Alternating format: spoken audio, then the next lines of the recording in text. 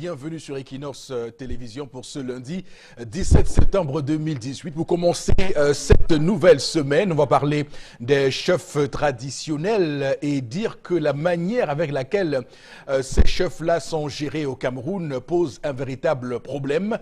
On prend par exemple Nyon Ekele et Ezeka et ces chefs qui ne sont toujours pas installés depuis de nombreuses années. On pense à ce monsieur Lima qui jusqu'ici n'a pas été installé. Pourtant, il est bien sûr d'une lignée royale de souche pure.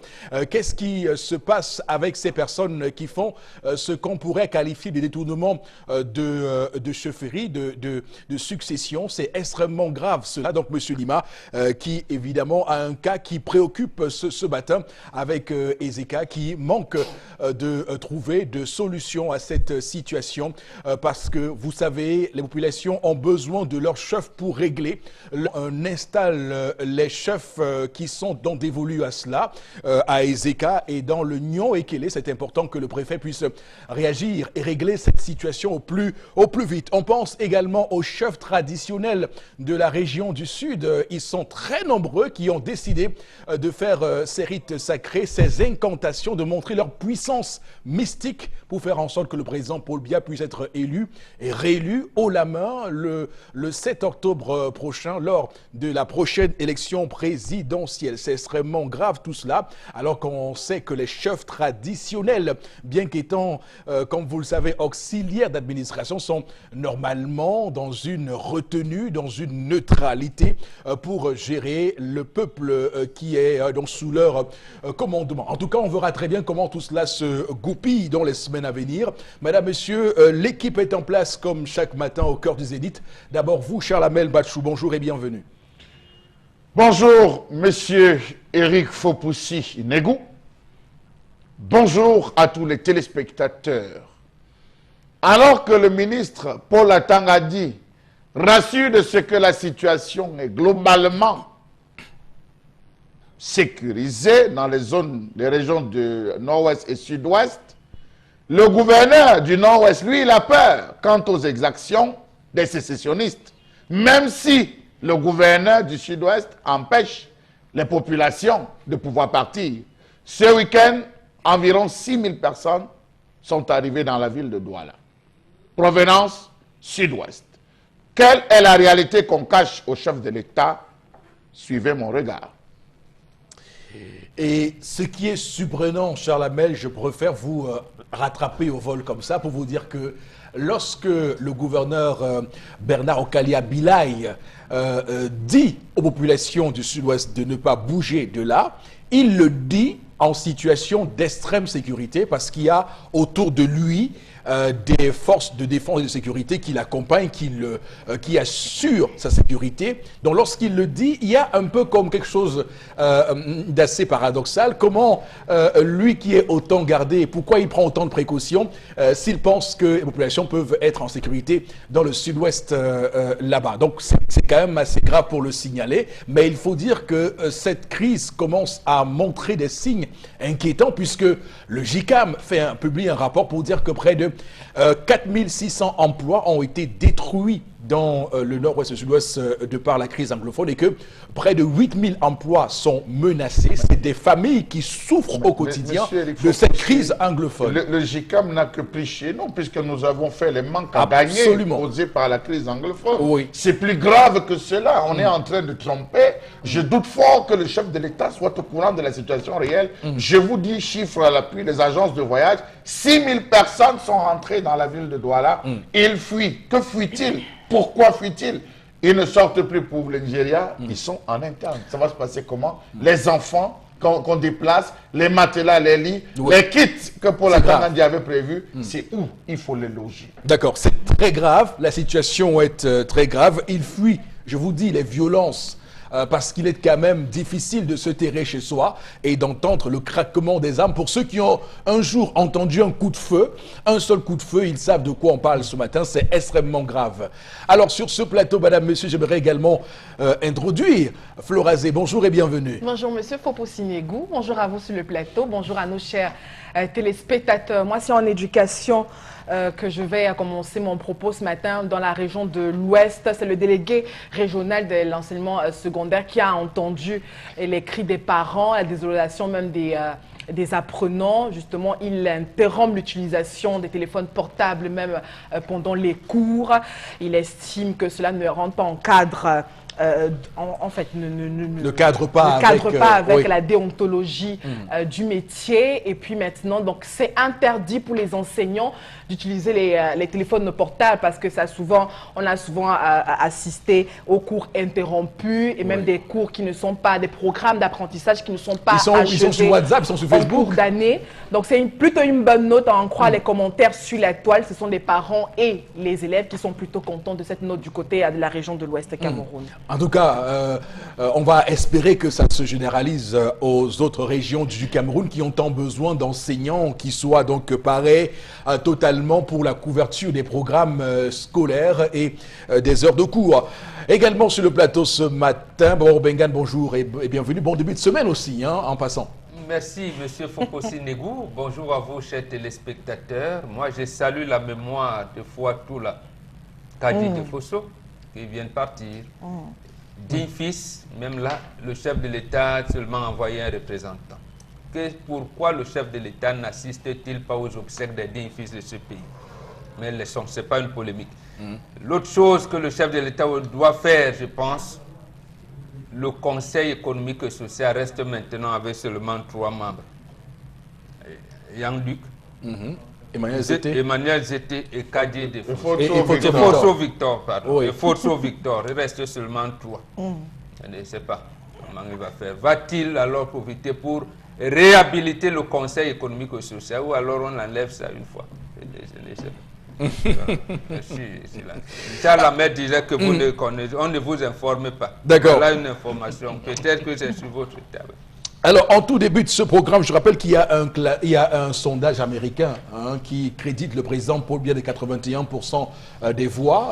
Lors de la prochaine élection présidentielle, c'est extrêmement grave ce sondage-là, parce que quand on voit très bien comment les choses se passent sur le terrain, on se demande comment ils ont fait pour aller interviewer les gens au nord-ouest et au sud-ouest alors qu'ils sont en train de fuir, comme on le voit actuellement. Donc, oui, le cabinet américain. C'est le cabinet de frère cadet du ministre de l'AT. Bon, en tout cas, ça circule, c'est pas confirmé, mais ça circule. Je viens d'avoir confirmation, j'ai confirmé. D'accord. Le cabinet travaille. Le cabinet travaille. Je rappelle que même en 2011, le président Paul Biya n'a pas atteint la barre des 80%. C'est un score soviétique. Comment il réussit. Et nous aurons tout à l'heure avec Florazé également un document, une note de Madame Marinette Ngoyetna, c'est la présidente de la section RDPC Salaga Maritime Centre 1, qui a donc adressé une lettre aux chefs traditionnels auxquels elle leur demande de lui faire parvenir les noms des chefs de bloc, le nom des inscrits, leur numéro de carte d'électeur. Tout cela, on va décrypter quelles sont les techniques de fraude qu'on pourrait avoir pour cette prochaine élection présidentielle. Madame, Monsieur, la technique demande qu'on nous mette en place pour la prochaine articulation de l'émission. Il s'agit de la première d'ailleurs. C'est l'histoire du jour avec Tendance Cogne, la voyageuse. Bonjour et bienvenue. Bonjour Eric, bonjour encore à tous ceux qui nous regardent du côté de l'entrée carrière. Qu'est-ce que nos enfants consomment dans les établissements scolaires? Point d'interrogation. Mais on connaît, c'est le pain haricot. Attends, pain haricot, pain spaghetti, riz sauté, sucette, bergère, l'Alaska, le foléré. Oui, puisqu'il n'y a plus d'achoma. Le ginger. Il n'y a plus d'achoma. Nous, on mangeait l'achoma. Nous, à mon époque, on mangeait le mkalarsok. Le mkalarsok, tout le monde connaît le mkalarsok. Et personne ne peut me dire qu'on n'a jamais mangé le mkalarsok à l'école, le tenten. Le tenten, ça. Pourquoi tu poses la question? On connaît ce que nos enfants font. Voilà. La question, c'est un problème. Hey, Bombok, tant que tu n'aimes je t'explique. On va dire que quand il marche trop. Bébé Menanou, élève. Bobo. C'est quoi, Eric? Non, c'est le nom que vous donnez aux enfants. Bébé Menanou, Oui. élève à l'école bilingue, laïque, point, à l'entrée carrière. Depuis vendredi, est interné dans une clinique de la place. Que s'est-il passé? point d'interrogation. Père Momo, j'ai débarqué à l'entrée carrée en catastrophe. Tu vois, quand tu arrives à l'entrée carrée, je t'explique, Eric, tu connais bien ton pays, non? Tu descends comme ça, tout droit, tu vis, tu traverses chez mon petit Marius. J'ai un petit qui est là-bas, Marius. Tu relonges encore, tu repasses par derrière. Je suis allé résoudre ces problèmes en question. La mère de l'enfant m'a appelé, me dit que maman, pardon, je suis à la maison pour prendre les effets de l'enfant. L'enfant est interné. Du coup, moi-même, j'ai pris le sang de l'enfant. Pas comme on m'a dit qu'on avait vu que, en tant que femme fragile et sensible, quand je prends le sang de l'enfant, je fouille, que vois-je? Un demi-morceau de pain. Ce qui est normal. Oui! Je ragoute alors le pain que je vois. L'enfant est chargé jusqu'à mettre les boulettes dans son pain. Rien n'était normal. C'est-à-dire, le haricot virait même de... Non, l'haricot virait. Les boulettes étaient déjà virées parce que quand j'ai coupé le pain, le haricot tirait de son côté, les boulettes partaient de son côté. Donc l'argent de beignet qu'on a donné à l'enfant est parti acheter le pain, haricot, boulettes à l'école. Et comme certaines mamans vendent le réchauffé dans les établissements, quand il y a resté, au lieu de jeter, ou encore au lieu de jeter même. Donc une nourriture moisie, voilà. Qu'on a réchauffé, on est venu. Le haricot là, tel que j'ai vu la couleur du haricot, je sais que ça a tapé au moins 2 semaines. Je sens ça dans mon cœur. Et les boulettes, je sens que les boulettes ont fait au moins avaient fait 1 semaine et demie. Raison pour laquelle l'enfant ne pouvait pas résister. Quand j'arrive, bref, quand on a fait le sang de l'enfant, la mère et moi, nous sommes allés à l'hôpital. J'ai vu le bébé mener à nous coucher. J'ai dit que le bébé, tu as mangé quoi? L'enfant dit que j'ai mangé le pain haricot boulette à l'école. À qui? À la mère qui va à l'école. Mais bon, quand le docteur a fait, c'est le diagnostic ou c'est quoi? Quand le docteur a diagnostiqué l'enfant, on a parlé de digestion quoi? Indigestion gastro quoi pour le gros mot de docteur que je ne connais pas là. Maman, j'étais dépassée et scandalisée. C'est pourquoi j'ai commencé à poser la question de savoir qu'est-ce que nos enfants mangent dans les établissements scolaires de nos jours. À notre époque, ils mangeaient le mkalaksok, le tenten, avec le bonbon tiré. De 2, Ça existe encore. Est-ce que vous-même vous faites le goûter des enfants à la maison le matin? Est-ce que vous payez à la cantine ou vous donnez l'argent à l'enfant? Même que toi-même achète ce que tu manges. Comment réagir? Attends. C'est que le gros français ne va pas te montrer. Comment réagirez-vous si votre enfant rentre avec une intoxication alimentaire? Avec l'intoxication alimentaire, alors que vous payez la pension, vous payez tout. Est-ce que vous allez partir taper les vendeuses de l'établissement ou pas? Ou vous allez leur porter plainte? Je m'arrête là, Eric. Ou vous allez accuser l'établissement? Pour une interrogation. D'accord. Alors, l'histoire de ce matin, avant qu'on ne tombe sur le sujet de la santé de nos enfants, qui est un sujet extrêmement délicat, extrêmement important pour les parents qui nous regardent ce matin, j'aimerais quand même qu'on soulève la question des responsabilités. Parce que dans ce pays, il est temps que ceux qui dirigent le pays puissent répondre de leurs actes devant le peuple. Et lorsqu'on commet de tels forfaits managériaux, on doit pouvoir dire et surtout rendre gorge. Il y a d'ailleurs actuellement dans l'air une polémique autour des proviseurs qu'on aurait limogés dans le département du Vouri, qui serait originaire d'origine Sawa et qui fait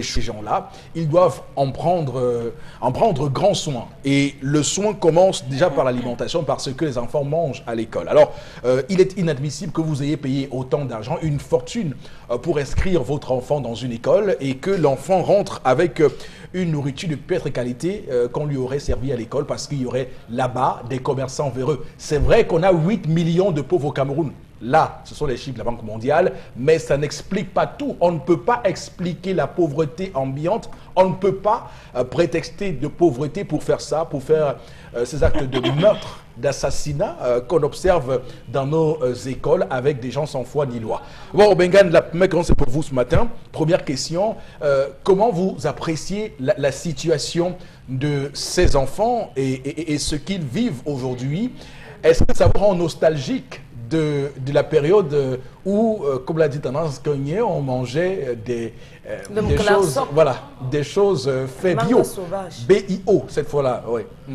Effectivement, nostalgique parce que on a voulu, il utilise le terme de modernisation. D'accord. Nous, on mangeait sensiblement les mêmes choses. Nous, on mangeait les recoins et le quem. Voilà, vous n'avez pas connu ça. Mais on a connu le maïs grillé avec les arachides. Voilà, ça a commencé à être sophistiqué. Voilà. Avec vous. Voilà. Nous, c'était ça. Quand ce qu'on appelait le plantain brûlé avec l'huile rouge. Ou la banane. Avec un peu de sel. Bon, enfin. Voilà, nous, il y avait également les galettes, on mettait le piment. Donc, quand vous donnez 10 francs, vous avez le quem et des recoins pour manger et vous lavez les mains. Il n'y a jamais eu d'intoxication alimentaire parce que précisément, les mamans qui vendaient à l'école avaient des précautions d'hygiène et tout. Aujourd'hui, la course à l'argent. La course à l'argent a tendance à parler du haricot. Est-ce que lorsque vous n'avez pas réussi à tout vendre le lundi, qu'est-ce que vous faites avec le reste? Pour réchauffer le lendemain, le surlendemain, ainsi de suite. Donc, en fait, si, comme on dit, si le marché ne passe pas, vous êtes tenu à tout vendre, quitte aux enfants d'attraper les diarrhées et autres. Oui. Et c'est cette attitude qui n'est pas bien. Et là, même les certificats médicaux qu'on délivre, en réalité, vous restez même derrière, vous appelez. Donc, il n'y a aucun examen médical qui est fait.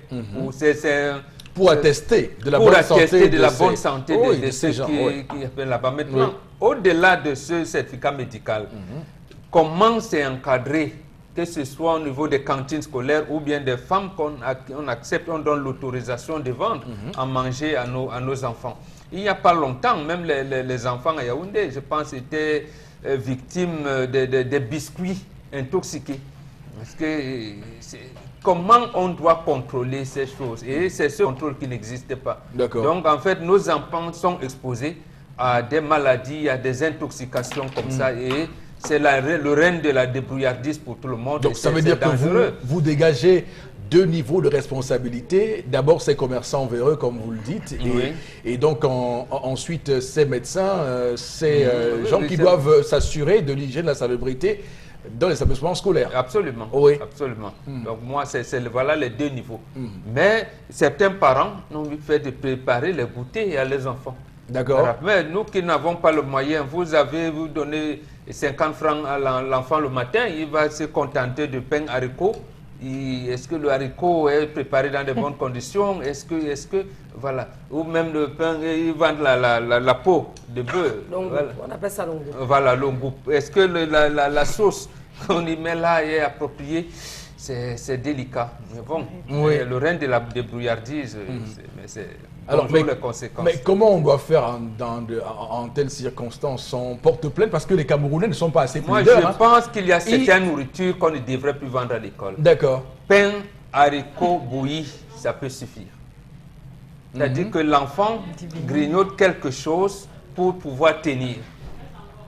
L'école, ce n'est pas, vous n'êtes pas à l'internat. Même à l'internat, le repas copieux, c'est quand vous sortez des classes. Vous allez nous ramener une polémique qui a eu lieu en France avec Marine Le Pen et la viande halal et aussi à l'époque avec le pain au chocolat dans les cantines absolument. En France. Il faut éviter justement ces intoxications. D'accord. Bon, les parents qui ont assez de moyens peuvent faire les bocaux à leurs enfants. Mais l'école, vous n'allez pas au restaurant. Quand vous allez à l'école, ce n'est pas un restaurant. D'accord. Qu'est-ce que l'enfant peut manger pour pouvoir tenir? Parce qu'aujourd'hui, c'est le système et la journée continue. Donc, ils sortent à 15h, bon, pour les plus petits, midi 30. Les autres peuvent aller à 15h, 15h30. Et l'enfant doit pouvoir tenir seulement. Et à la maison, il va manger. D'accord. Bon, c'est compris. Alors, Chalamel, voilà, l'histoire de ce matin nous permet de faire un débat quand même sur le menu concert dans les écoles. Je rappelle que ça a été un vrai débat à la présidentielle en France où les hommes politiques sérieux ont commencé à aller voir ce qui se passe dans les cantines. D'aucuns estimaient qu'il fallait qu'on serve le pain au chocolat. Il y a d'autres qui estimaient que la viande halal, c'était tout à fait grossier de le faire dans ces établissements scolaires-là. Alors, vous, au Cameroun, est-ce qu'on peut faire ce type de débat. On voit qu'il y a des gens comme Bobo Bengan qui estiment qu'il est important qu'on revienne aux fondamentaux d'antan et qu'on serve ces choses-là dans nos cantines au Cameroun. Peut-on faire ce débat-là? Monsieur Eric Fopoussi, encore une fois, nous naviguons sur les eaux de l'occidentalisation.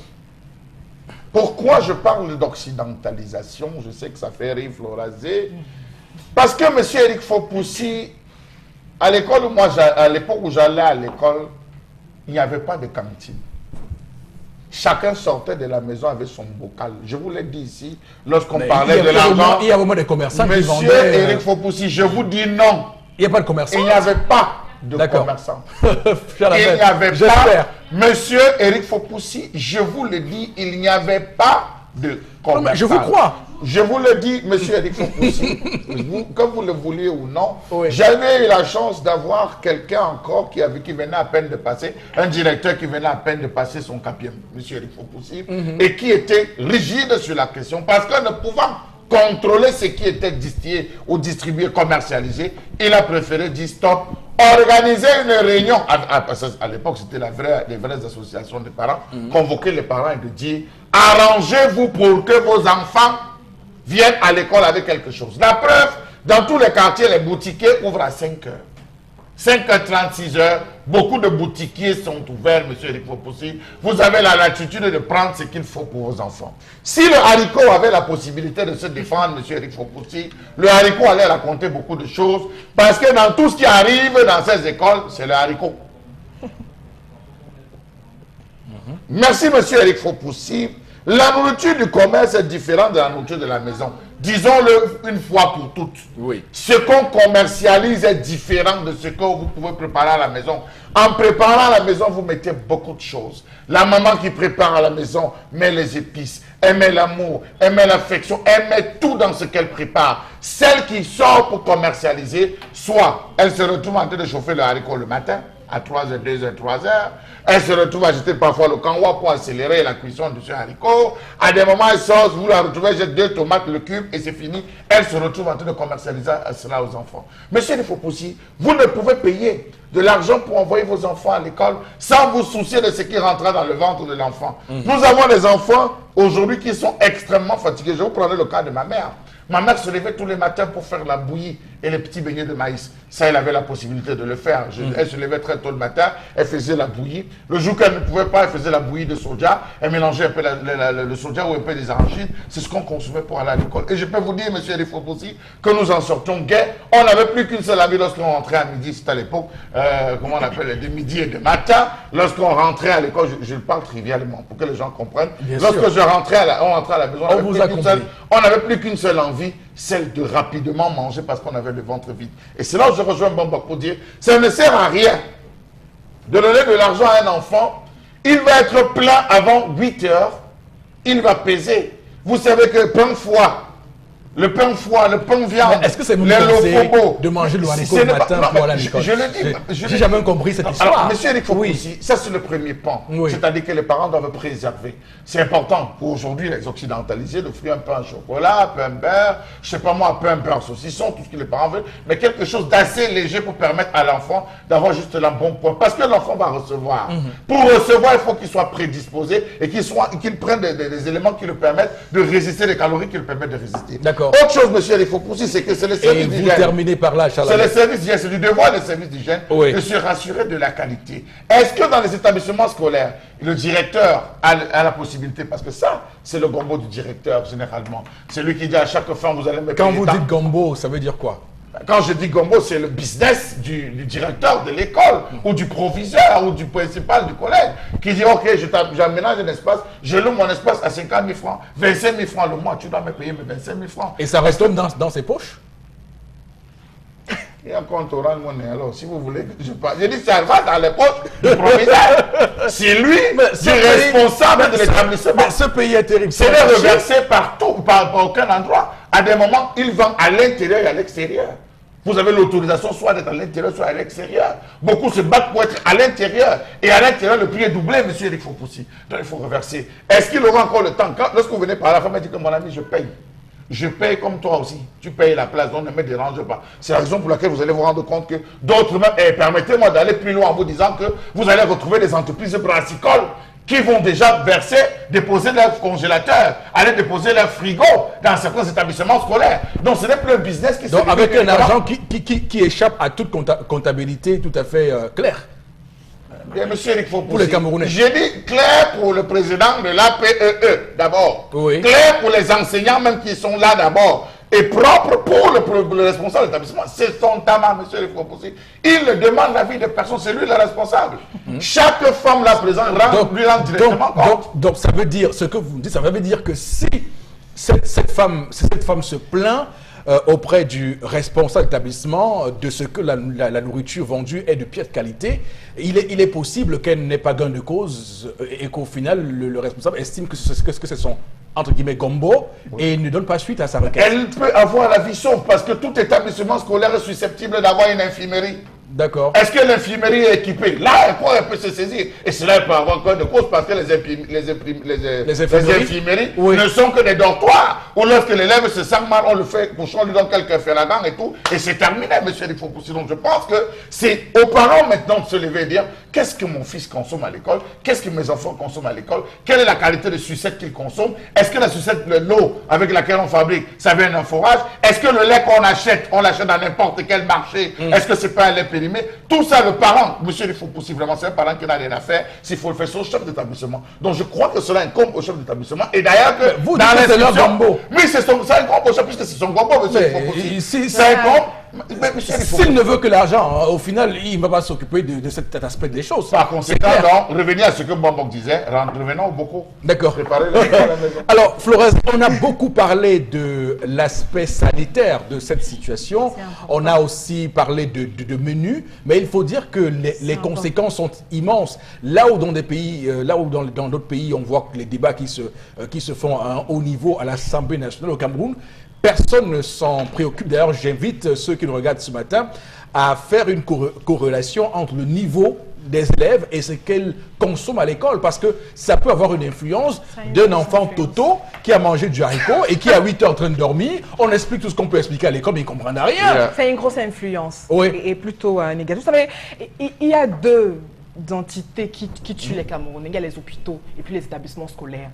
Vous savez, il faut nuire, pour nuire ou détruire un État, c'est-à-dire détourner sa jeunesse, intoxiquer ce qu'il mange, etc. Vous avez réussi. On va dire quelque chose de très fondamental. La gestion alimentaire des enfants à l'école. Les enfants ont deux récrés. C'est-à-dire, il y a la récréation et il y a la pause qui prend pratiquement 30 à 40 minutes. D'accord.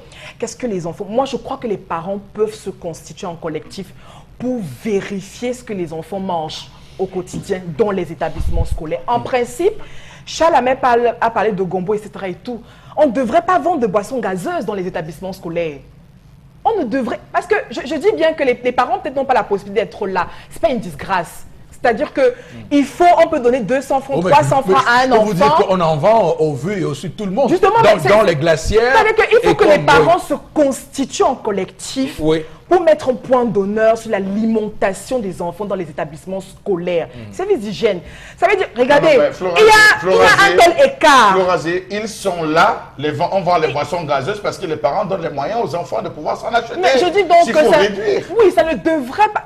Que le parent, que l'enfant qui va à l'établissement scolaire soit le fils d'un ministre, etc. et tout. On pense à l'alimentation de l'enfant. Et vous l'avez dit. Et des résultats scolaires. Et des résultats scolaires. Pour qu'un enfant soit en forme, un petit déjeuner, par exemple, complet et équilibré, doit être composé de quels éléments? Il y a peut-être du pain, il y a peut-être du lait et peut-être un fruit à côté. Maintenant, qu'est-ce qu'il prend en récréation? Peut-être du pain et un peu de confiture et autres. C'est vraiment léger. Maintenant, pour les plus grands, par exemple, pour entre 12h30 et 13h, je dis n'importe quoi, qu'est-ce que l'enfant mange? Le haricot, comme Chalamel l'a si bien dit, n'est pas le problème. Mais comment ces femmes composent leur menu? Le haricot est un fruit oléagineux, c'est un fruit sec. Donc en principe, même il est conseillé pour ceux qui font des régimes de consommer du haricot. Maintenant, c'est dans la composition des différents menus qui nuit aux enfants dans les établissements scolaires. Les parents doivent se lever. Ça veut dire que faites-vous à infiltrer des personnes qui vont vérifier les menus quand on parle justement de l'hygiène sanitaire alimentaire dans les établissements. Ça devrait être... C'est-à-dire qu'en rentrée scolaire, en début de rentrée scolaire, les parents doivent insister sur ce point. D'accord. Parce que si vous avez... Justement, ils ne sont pas là. Nous sommes là, nous étudions cette question pour éveiller la conscience de certains parents. Parce que vous avez par exemple, les enfants, moi j'ai vécu, les enfants qui tombent, qui s'évanouissent et tout. C'est pas souvent parce que par exemple, il y a quelqu'un qui fait des incantations et autres. Parce que pour la plupart, mange très mal. Mange très mal et puis après... Oui, le phénomène trans n'est pas quelque chose de la sorcellerie et autres. Le phénomène dissocier cela du phénomène des trans parce qu'il est... Non, vous êtes pas obligé de répondre à ça. Je voulais préciser à l'intention de Florasier que nous étions dans les années 1990-1991 lorsqu'on a voulu intenter un procès. C'était à l'école publique de Messam, monsieur Lifo-Poussi. Les parents se sont levés à l'école publique de Messam où les parents avaient voulu, n'est-ce pas, intenter un procès à l'endroit des responsables parce que déjà dans cet établissement, c'était 3 groupes. Il y avait le groupe 1, le groupe 2 et le groupe 3, monsieur Lifo-Poussi. Si mes souvenirs sont exacts. Les parents se sont rassemblés pour aller causer, faire des problèmes. Chez une maman qui avait, dit-on ce jour, avait mis beaucoup plus le saccharose, je ne sais pas quoi, dans les sucettes, qui avait provoqué des allergies à tous les enfants. D'accord. Le directeur avait convoqué les différents parents. Les parents sont arrivés et on dit que moi, mon enfant n'a rien eu. L'autre dit, mon enfant n'a rien eu. L'autre, mon enfant n'a rien eu. Vraiment, je ne peux pas m'engager. Donc, c'est pour dire qu'on a habitué les Camerounais à ceci que c'est lorsqu'il y a une catastrophe et parfois, même si vous dites, allons marcher, tout le monde va dire, nous serons là demain pour marcher. Le lendemain, quelqu'un va dire, on vient de m'appeler au bureau, je cours d'abord commencer, j'arrive. C'est ça le problème. Alors qu'on ne se plaint pas. Donc arrêtez d'appeler les parents. Non, qu'on ne se plaigne pas donc après. D'accord, je trouve que la question est terminé. je trouve que la question est vraiment essentielle et elle est très importante. Et c'est aux parents, c'est les parents qui décident en fait. C'est que ce sont les collectifs, les associations qui peuvent détourner ou attirer l'attention sur les faits de société qui nous entourent. Si nous restons calmes, si nous ne dénonçons pas, ce sont nos enfants qui vont souffrir. Je dis ceci, de l'eau, uniquement de l'eau, quand elle est plate et potable, c'est bon pour l'enfant. Plus de boissons gazeuses, les sucettes et autres, viennent faire quoi dans les cours de récréation? C'est un établissement scolaire Nous avons parlé de la réglementation. Les établissements scolaires sont construits sur quelle base? Pourquoi les parents ne se plaignent pas de ceci, qu'il n'y a pas de forage et que la qualité d'eau distillée, même ne serait-ce que de l'eau, les enfants vont puiser de l'eau au niveau du robinet dans cet établissement avec les mains. Pourquoi les parents ne se plaignent pas? Les parents oui, vous nous rappelez un bon souvenir, ça. Ok, alors je voudrais quand même signaler avant que de passer la parole à Tendance que c'est une question de vie ou de pour mort. notre nation, de vie pour la santé, parce que évidemment, mais il faut dire que le Cameroun est en concurrence avec les champions de Corée du Nord, de la Chine, de l'Allemagne. Nos enfants doivent être bien formés, doivent bien apprendre leurs leçons. Comment un enfant qui a mal au ventre parce qu'il y a eu une session peut comprendre, saisir un cours qu'on lui dispense? Donc c'est une question importante. Tendance. Charles Amel a dit un truc très important tout à l'heure, comme Flora disait, qu'on doit mobiliser les parents. Il dit non à ce que nos enfants mandent dans les établissements scolaires. Même dans les entreprises, il y a les Tinda partout. Un patron peut convoquer une réunion à 12h30. Ne rien pas sans comprendre. Tu vas souvent dans les entreprises où un patron vous dit il y a réunion à 12h30 et personne ne doit manquer. Parce que si vous manquez, ça touche les salaires. L'autre employé va venir te dire que non. Il va dire quoi de bon? Les mêmes choses, je ne parle pas. À 11h05, il va aller s'asseoir à la salle de réunion parce qu'il veut induire les autres en erreur. Donc, si on dit qu'on marche, tout le monde ne doit pas marcher, Flora. Passons. Vous, les mamans qui vendez dans les établissements scolaires, vendez ce que vous-même vous pouvez manger. Vendez ce que vous pouvez donner à vos enfants. À notre époque, on n'avait pas les problèmes comme à nos jours-ci. Moi, ne veux pas. Les enfants, nous disons, on les appelle les poulets de ferme. Tu vois un enfant qui même si un enfant mange un petit truc comme ça, me parle demain, bonjour la catastrophe. Vu comment les choses se passent à nos jours-ci. À mon époque, quand j'étais dans mon village, je mangeais le pain sucre. Et personne ne peut me dire qu'on n'a rien mangé le pain sucre ou le pain sauce. Pain sucre, pain sauce. C'était maman. Ou pain miel, pain banane mûre. Logique que mes parents... Voilà la banane. Pain banane mûre. Non, j'ai mangé le pain avec l'huile rouge. Hein. Voilà, pain l'huile rouge. C'est la meilleure. Mais c'est une saveur. C'est une saveur extraordinaire. C'est parce que ça peut pas la confiture à la banane. Personne ne peut me dire qu'on n'a jamais mangé le pain huile à l'école primaire. Bref, pour les gens qui ont grandi au village comme moi. Oui. J'ai mangé le pain huile, pain miel. Très bon. Pain banane mûre. c'était ma mort. La banane brûlée avec un peu l'huile rouge. C'est ce qu'on mangeait souvent tous les matins pour aller à l'école. Aujourd'hui, nous sommes au temps moderne. On se permet de donner l'argent de venir à l'enfant pour que l'enfant aille se servir lui-même. Pourquoi? On doit se concentrer pour nos enfants. Aujourd'hui, il y a les femmes qui ont bu les urines du serpent. Parce que chercher les enfants, elles ne trouvent pas. Vous avez la possibilité d'avoir les enfants. Au lieu de vous concentrer, faire le goûter de l'enfant à la maison, on se permet de prendre l'argent, donner à l'enfant que l'enfant ne connaît pas aller seul. Et l'enfant pas manger ce que vous voyez. Et concernant les cantines scolaires, ça c'est un truc qu'on doit veiller 1000 à l'heure. Tu payes l'école à l'enfant, tu payes la cantine. Mais l'enfant pas à l'école manger les bourratifs. Ça se fait. Vous voulez que qui regrette d'être camerounais, je ne vais pas regretter. Rien que pour ça, Flora. Pour toutes les femmes qui sont victimes. Et quand ne peuvent pas parler, écrivez-moi dans mon niveau tendance que je vais faire un moyen. On peut diriger le collectif. Hein, on va vous diriger. Je serai la présidente de ça. Chaque enfant a droit au bonheur, ni aux maladies. Ce que vous consommez, on va mettre fin à ça. Voilà. On va voir tout ce que vous mangez. C'est comme ça que même les gens qui vendaient les héros dans les établissements scolaires, Flora. Pour Yaoundé sorti, on a vu. Hein. Pour Yaoundé sorti, on a vu. Vous voyez que vous allez... Heureusement que ce n'était pas dans un établissement. Heureusement que ce n'était pas dans les établissements scolaires. Maintenant, on m'a dit que dans les établissements, on a dit qu'on vend le héros. C'est que vous vendez le dieu de l'enfance, il n'a pas dormi. J'ai quand même vu le pain, haricot, boulette dans son sac. Tu crois que combien d'enfants sont intéressés par rapport à sa fleur, qui ne sont pas au courant? On va voir clair dans cette affaire. D'accord, on va lire les messages pour raser de noter.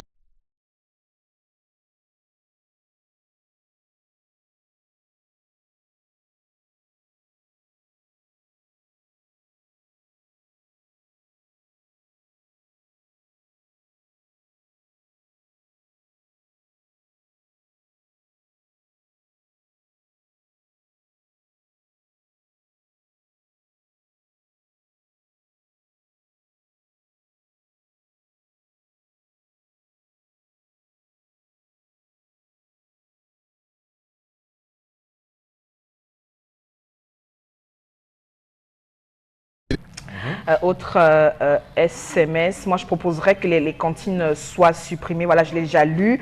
Autre réaction, je suis très fâchée hein, On pourra pas lire, vous êtes sûr que l'enfant a mangé, a pu digérer tout ce pain dans son sac depuis quelques heures et cela, c'est pas des terroristes, c'est Samuel Abouya qui pose des questions. En tout cas, l'enfant a eu mal au ventre. Je suis un étudiant dans la ville de Yaoundé. Nous sommes voilà, dans les amphis. Puis certaines personnes les sucettes, Kossam, Foléré et autres sont abstraits dans les établissements scolaires par mesure de sécurité, surtout pour la santé des enfants. Le haricot aussi connu comme un aliment étant très délicat pour les enfants. D'accord, merci beaucoup. On va lire quelques autres messages avant la fin de l'émission sur ce sujet, madame, messieurs. 10-12, le Zénith, voici la suite.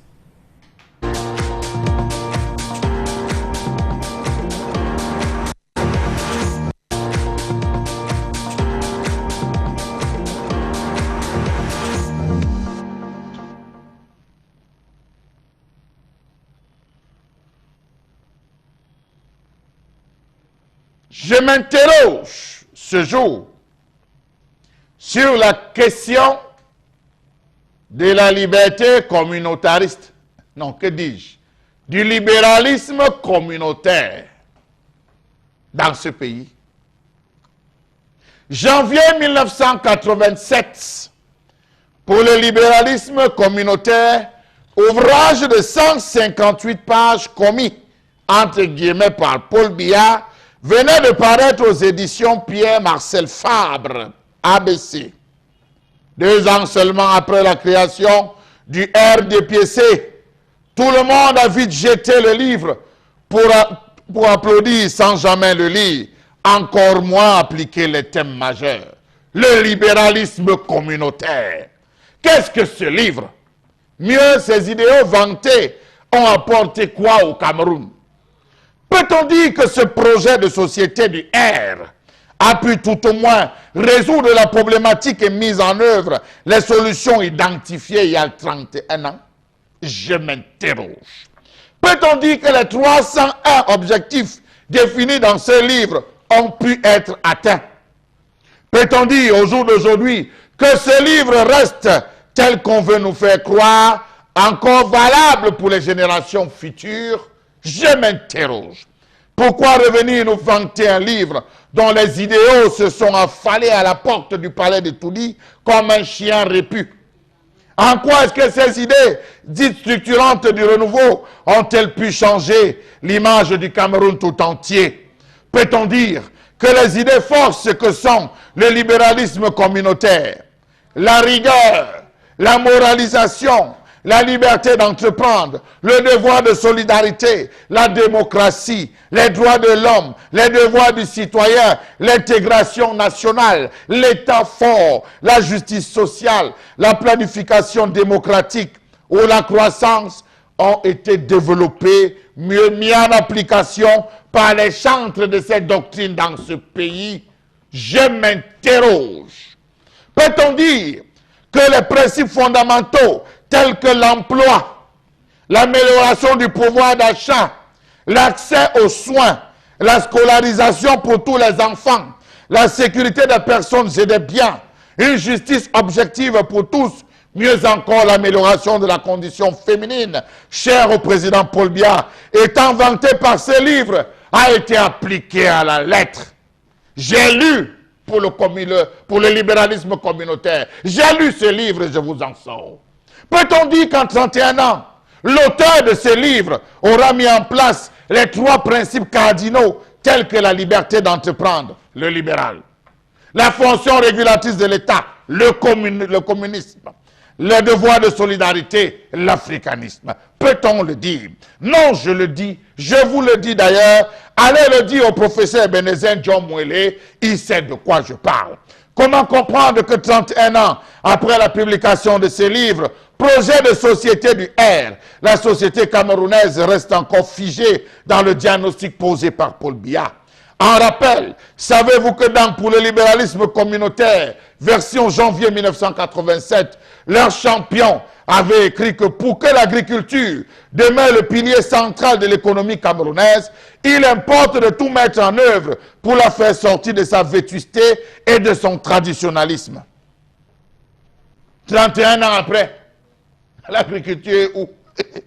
Savez-vous que lors du comice agro-pastoral de Bolova, en janvier 2011, leur champion avait encore dit que, 2 points, je cite, « Le moment est donc venu de mettre en pratique de manière résolue la grande politique agricole que j'ai souvent publiquement appelée de mes voeux.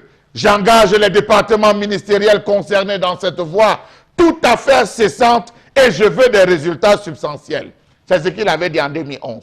Savez-vous que dans le même livre, pour le libéralisme communautaire, il avait dit, pour intéresser les populations à l'exploitation agricole et enrayer l'exode rural qui a privé beaucoup de nos campagnes de leurs jeunes énergies parties à l'aventure dans les villes, il est impérieux de mettre en œuvre un programme systématique de désenclavement de nos campagnes. Quel programme a-t-il mis en place? Ont-ils mangé? S'est-il interrogé comme moi? Je m'interroge. Savez-vous que dans chaque secteur de la ville nationale, exploré par le livre projet de Paul Biya, le constat est que pendant 31 ans, les politiques publiques mises en place ont momifié la réalité, tant dans l'agriculture que dans les industries. Les problèmes relevés hier demeurent d'une actualité vive comme si la réalité avait stagné. Savez-vous que dans l'ouvrage pour le libéralisme communautaire, leur champion avait annoncé en 1987 l'avènement du mérite qui mettra fin à l'anarchie par laquelle tout le monde pouvait se retrouver partout, mais rarement la personne qu'il faut, à la place qu'il faut. Où en sommes-nous aujourd'hui? Peut-on parler du mérite au Cameroun? Dans le même livre, le champion souhaite vivement que ses compatriotes se donnent la main pour bâtir une société saine, c'est-à-dire une société constituée d'hommes qui se plaisent dans la compagnie les uns des autres, au lieu de se percevoir comme des loups les uns pour les autres. Que vit-on aujourd'hui? Allez sur la toile, vous comprendrez. Permettez-moi de finir en disant, les résultats de 30 ans de renouveau et pour le libéralisme communautaire ont débouché donc sans surprise sur un drame républicain de nature vénale, des histoires d'argent. l'argent dont la majeure partie de la population ignore la couleur depuis 1982, l'argent détourné par les hauts dignitaires du pouvoir et dont traite l'opération épervier, l'argent de la dette du pays qui augmente, l'argent qui pollue l'équipe nationale et son entourage, et enfin l'argent dont les espèces sonnantes et hallucinantes dictent leurs lois jusque dans les prisons nationales. Charles Bachou. Alors, j'ai lu quelques notes de lecture de ce livre et ce qui est tout à fait curieux, c'est que beaucoup disent que ce livre est d'une étonnante actualité. C'est ça qui est quand même intéressant. C'est un livre d'une étonnante actualité et ils ne se rendent pas compte que ce livre est sorti en 1987 et que s'il est resté d'actualité, c'est que la conclusion est que ce qui était décrit en 1987 l'est encore en 2018. Donc ça veut dire que le livre en question n'a pas résolu ce problème en 1987 et que c'est un aveu d'échec si on estime que ce livre est d'une étonnante actualité. C'est quand même grave qu'on en soit là et beaucoup de personnes sont en train de surstiloquer sur ce livre-là en vantant le mérite de ce livre, en vantant le mérite des idées novatrices que propose ce livre pour le libéralisme communautaire de Paul Biya aux éditions Fabre. J'aimerais surtout également dire ce matin que une chose est d'écrire un livre, l'autre est d'implémenter les idées qu'on a consignées dans le livre. Il ne faut pas qu'on fasse comme si Monsieur Paul Biya, son Excellence Paul Biya, est un homme neuf, qu'il se présente pour la première fois à l'élection présidentielle et qu'il n'y a pas derrière lui un bilan qui permette d'analyser et de surtout apprécier son action à la tête de l'État à la lumière de ce que lui-même a proposé en 1987. Donc c'est là tous les enjeux de cette élection présidentielle et ça, des saveurs de campagne électorale qui ne dit pas son nom puisque réellement le fait de le rééditer en 2018, pourquoi l'a-t-on pas fait en 2011, pourquoi pas en 2004, pourquoi pas en 97, pourquoi pas en 92. Donc toutes ces questions-là, on est en droit de se les poser aujourd'hui pour qu'on comprenne bien vers où on se va. Et puis, au final, j'entends beaucoup de gens dire libéralisme communautaire, c'est ça qu'il faut pour le Cameroun. Est-ce que c'est vraiment cette idée qu'il faut pour le Cameroun? Est-ce que le libéralisme communautaire, c'est ça qu'il faut pour que le Cameroun sorte de son enclavement, de ces routes qui n'existent pas, de l'eau qu'il n'y a pas, de l'électricité qu'il n'y a pas, des routes qui sont dégradées, de la corruption qui existe? Au Bengan, est-ce que c'est vraiment le chemin? Non, je vous dis non, c'est le libéralisme planifié qu'il nous faut. Libéralisme comment? Planifié. Ah, voilà, maintenant vous êtes perdu. Oui. Mais je suis perdu, justement, oui, tout à fait. que vous compreniez Oui. ce livre pour le libéralisme communautaire, D'accord. il faut se référer à ce qui se faisait avant. D'accord. Avant, c'était le libéralisme planifié. C'est-à-dire, on était sur le plan quinquennal. Tous les 5 ans, on énonçait ce qu'on devait faire. Et à la fin de chaque plan quinquennal, on évaluait ce qui était fait et ce qu'on devait reporter au prochain plan. D'accord. Il arrive donc que le successeur constitutionnel du président Ahidjo lance lui aussi le 14 août 1986, dont la veille, le jour où Marie va au ciel. Apparemment, il va au ciel le 15 août. Il annonce ça le 14 août, le 6e plan quinquennal. Donc lui-même, il est dans le libéralisme planifié. Oui. Dans une continuité. Voilà, qui devait se terminer en 1991. C'est ce jour-là, j'ai dit bien le 14 août 1986, qu'il nous dit qu'on a beaucoup d'argent. D'abord, le taux de croissance prévu est de l'ordre de plus de 6%. Et on n'ira pas au FMI. On n'ira pas au FMI. Pourquoi il le dit? Parce que un peu avant, le 1er juillet 1985, l'Office national de commercialisation des produits de base, parce que vous achetez le cacao n'importe comment. Nous, on avait une structure qui achetait le cacao et le café. A pu collecter 8 milliards de francs pour ajouter en plus de ce qu'on achetait aux planteurs. Ça s'appelait ristourne. Et c'était payé à 30 francs le kilogramme. 30 francs CFA par kilogramme. Donc, quand vous vendez 1000 kg, on vous paye, et maintenant par kilogramme, on vous ajoute 30 francs. Bon, il était donc question pour le président Biya de changer de cap. En fait, le président Biya a pris le pouvoir en état de crise. Il y avait une crise politique, une crise économique, et même les termes rigueur et moralisation, ça c'est pas vrai ce qu'il dit, ce sont les termes du président Ahidjo. Ahidjo les a prononcés à Bafoussam le 12 février 1980 au cours du 3e congrès de l'Union nationale camerounaise, dit congrès de la maîtrise économique. Et Ahidjo dénonce donc toutes ces manœuvres de détournement des deniers publics. Et je vous rappelle que ce discours avait duré 4 heures 12 minutes et été interrompu 70 fois par les applaudissements nourris. Donc, le président Biya qui vient Quelle donc... précision. Oui, il faut bien dire, parce que là, et ce que vous dites, ce livre pour le libéralisme communautaire est tellement d'actualité qu'il dit dedans que le Cameroun n'est pas prêt pour le multipartisme. Donc, vous voyez donc ce qui se passe. Donc, on torpille, on ne veut pas l'ancrage démocratique parce que le livre dit qu'on n'est pas prêt pour le multipartisme. Absolument. Voilà, donc, en fait, quand on revient remettre ce livre qui préconisait donc rigueur et moralisation, et le même, le même Biya en 87, sort, on vous a dit, les fonctionnaires parlaient de la plus grande innovation technologique, l'application nationale du traitement informatique et logistique du personnel de l'État. Voilà, personnel d'État. Oui. Elle avait découvert qu'il y avait près de 12 000 fonctionnaires fictifs. Voilà, aujourd'hui, si j'y pèse, vous connaissez le nombre de fonctionnaires aujourd'hui? Voilà, d'accord, non, le ministre actuel a commencé le comptage physique, n'a pas encore fini. Donc, dans le libéralisme communautaire, tout devait donc être réglé. Et rien du tout. D'accord. Nous sommes là en 87 quand il sort le livre. Donc, en fait, le renouveau n'a plus rien à proposer aux Camerounais. Il faut bien qu'on le dise de manière claire. Non, je veux dire, est-ce qu'il n'y a pas un malentendu avec les Camerounais lorsqu'ils ont lu ce livre-là? Est-ce qu'ils n'ont pas pensé à un moment donné que c'était l'ouverture d'une boîte de Pandore et que tout sortirait de là sans qu'on ait un contrôle réel de où on veut aller précisément? Non, en fait, ce livre a eu deux orientations majeures. Oui. Il y a des gens comme vous qui avez fait l'école et qui étaient encore à l'étranger. Ils pensaient que, bon, quand vous dites souvent que vous les intellectuels, peut-être il ne faut pas faire la politique parce que vous ne comprenez pas grand-chose dedans. Ils lisent le livre et pensent que le président Biya a vraiment de bonnes volontés, les ceci, il va faire. Ils se sont cogné la tête contre le projet, c'est-à-dire pour maquiller. Premièrement, il prend le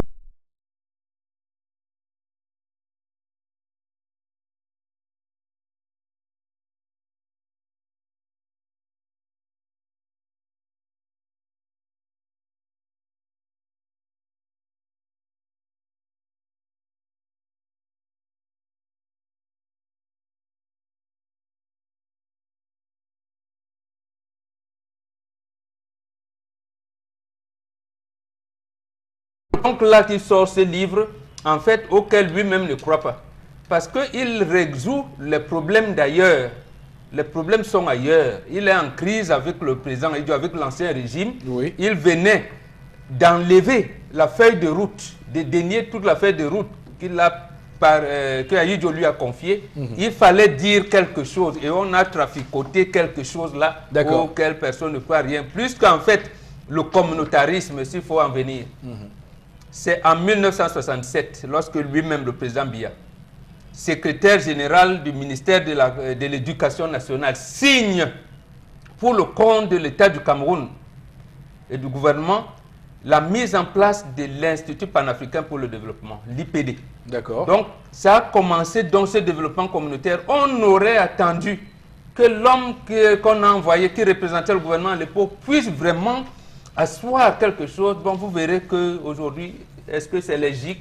Est-ce que c'est les coopératives? Est-ce que c'est le secteur privé réel? Rien du tout. Donc, je vous dis, eux-mêmes n'y croient pas. Parce qu'ils disent dedans qu'on n'est pas prêt pour le multipartisme. Bon, parce que quand on lit, et c'est là que c'est intéressant, libéralisme communautaire, il est quand même clair qu'on vante la capacité de faire la jonction entre le capitalisme pur et dur qui veut qu'on puisse développer, mettre en place des infrastructures, tout ce qui peut apporter la valeur ajoutée, avec les spécificités de nos cultures africaines et de nos communautés, comme on peut le dire. Mais, cher Lamel, j'aimerais savoir, quand on vient rééditer un tel ouvrage, qu'est-ce que vous voyez là derrière? Monsieur Eric Fopoussi, je vois tout simplement un esprit de séduction plutôt que de présenter un bilan. Je paraphrase quelqu'un, monsieur. Non, mais attention, Charles Lamel. Oui. Quand vous dites séduction, ils sont des séminaristes. Hein. C'est le diable, c'est le diable qui séduit. Vous êtes d'accord avec moi et je pense que Flora Zeva nous éclaire. Dans la Bible, c'est le diable qui séduit. Oui, laissez-moi employer cette expression, parce que le séminariste même, c'est celui qui est au grand séminaire. Et personne n'est arrivé au grand séminaire. Souffrons de dire même qu'ils ne sont pas séminaristes. Monsieur Eric Fopoussi, je veux m'inscrire dans la même logique comme Bonbon. Pendant 30 ans, nous avons, ou pendant plus de 50 ans, je prends l'ère de 30 ans, de 87 à aujourd'hui, on a passé plus de temps à exporter les produits de base qu'à les transformer. Or, dans le libéralisme communautaire que j'ai parcouru, il était prévu qu'on donne la part belle à l'agriculture, au développement du secteur industriel et tout et consort. Le pétrole. Y a-t-il une structure de transformation de pétrole? Pas encore. Le bois. Y a-t-il une structure de transformation de bois? Savez-vous qu'un mètre cube de bois brut vendu, de grume brut vendu, est moins cher qu'un mètre cube de bois transformé? Bien sûr. Ça veut dire qu'un mètre de cube de bois, un mètre cube de bois transformé vaut 1000 fois qu'un mètre cube. D'accord. Si pendant... Non, mais monsieur, il faut... Vous terminez. Vous me coupez. Non, on ne va pas faire tous les Monsieur Eric Fopoussi, oui, mais le programme Maïs nous a amené où? Oui, voilà. Le programme, je ne sais pas moi, le programme Riz nous a amené où? Le Païja nous a amené où? Monsieur Eric S'il faut Fopoussi, citer tout ce qui ne marche pas, Monsieur Eric Fopoussi, on va y aller. soyons honnêtes de reconnaître que le libéralisme communautaire a plutôt fabriqué des monstres bourgeois et richissimes dans chaque communauté que d'avoir développé ces communautés. D'accord. Parce qu'aujourd'hui, vous voyez quand on fait le tour de tous les départements de chaque village, vous vous rendez compte, on parlait de Yoko vendredi, Oui. vous vous rendez compte que c'est plus les élites qui sont riches que l'arrondissement qui est développé. Tout à fait. C'est ça le libéralisme D'où il communautaire. est important d'opposer à ce libéralisme communautaire, le libéralisme planifié qu'on a eu avant avec les plans quinquennaux. Non, il doit regarder le livre là. Il faut regarder Oui, le puisque ce n'est pas, semble-t-il,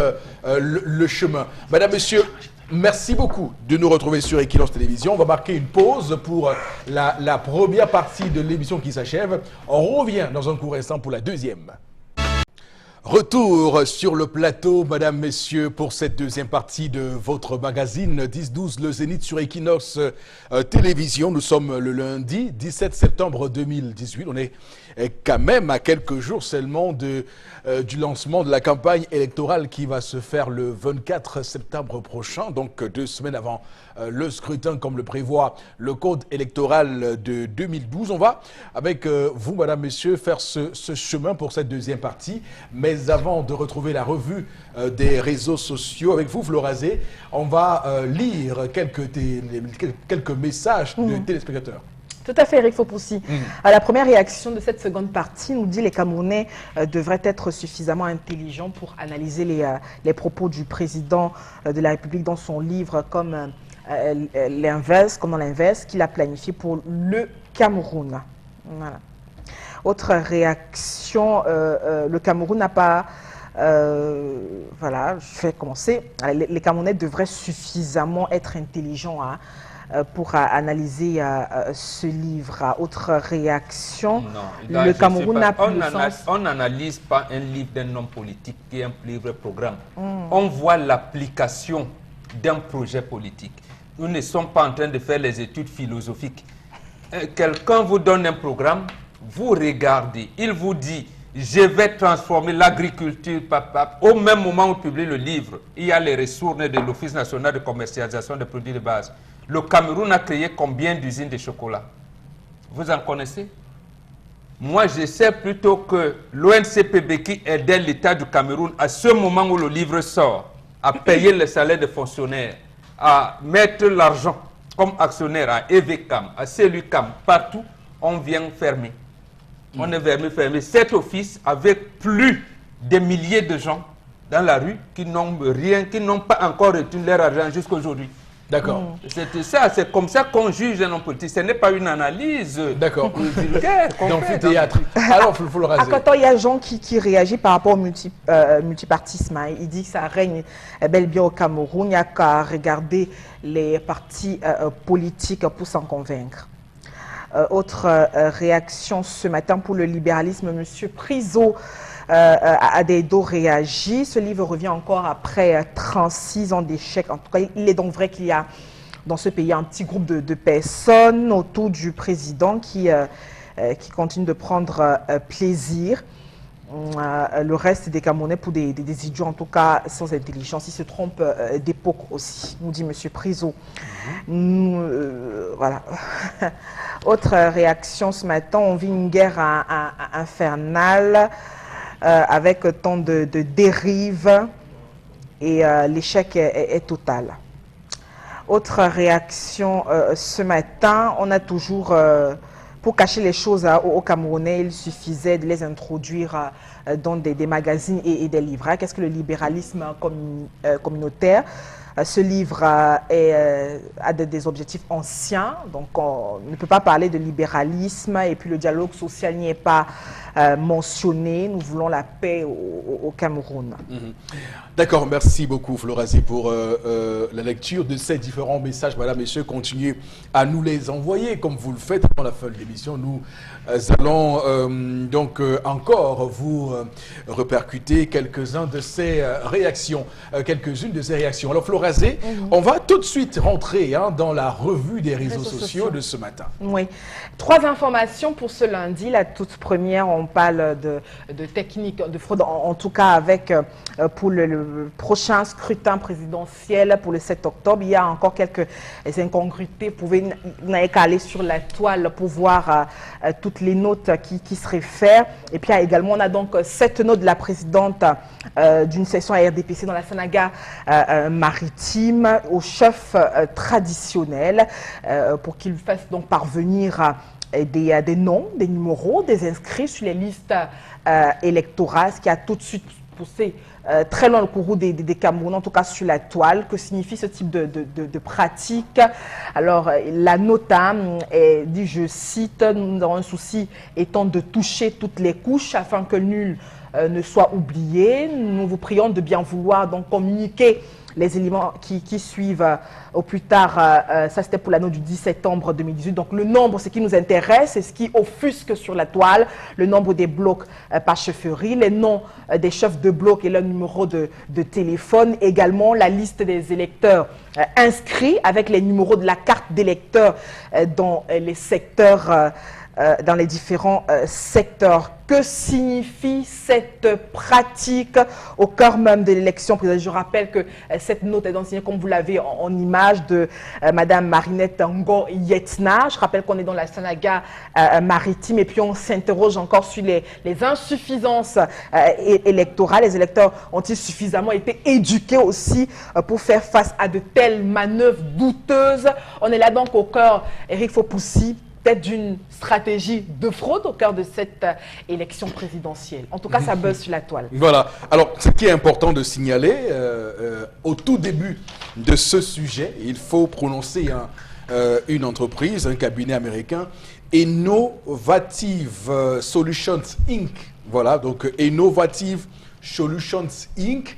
Il s'agit là d'un cabinet américain qui vient de publier un sondage où le président Paul Biya est donné vainqueur de la prochaine élection présidentielle à 81% des voix, un score soviétique. On a envie de se dire, c'est comme ça là qu'on va gagner ces élections-là, parce que c'est gros, hein, vraiment ça ne passe pas, vraiment ça ne passe pas. Les chefs traditionnels sont-ils, bien qu'étant auxiliaires d'administration, commis pour ce type de manœuvre?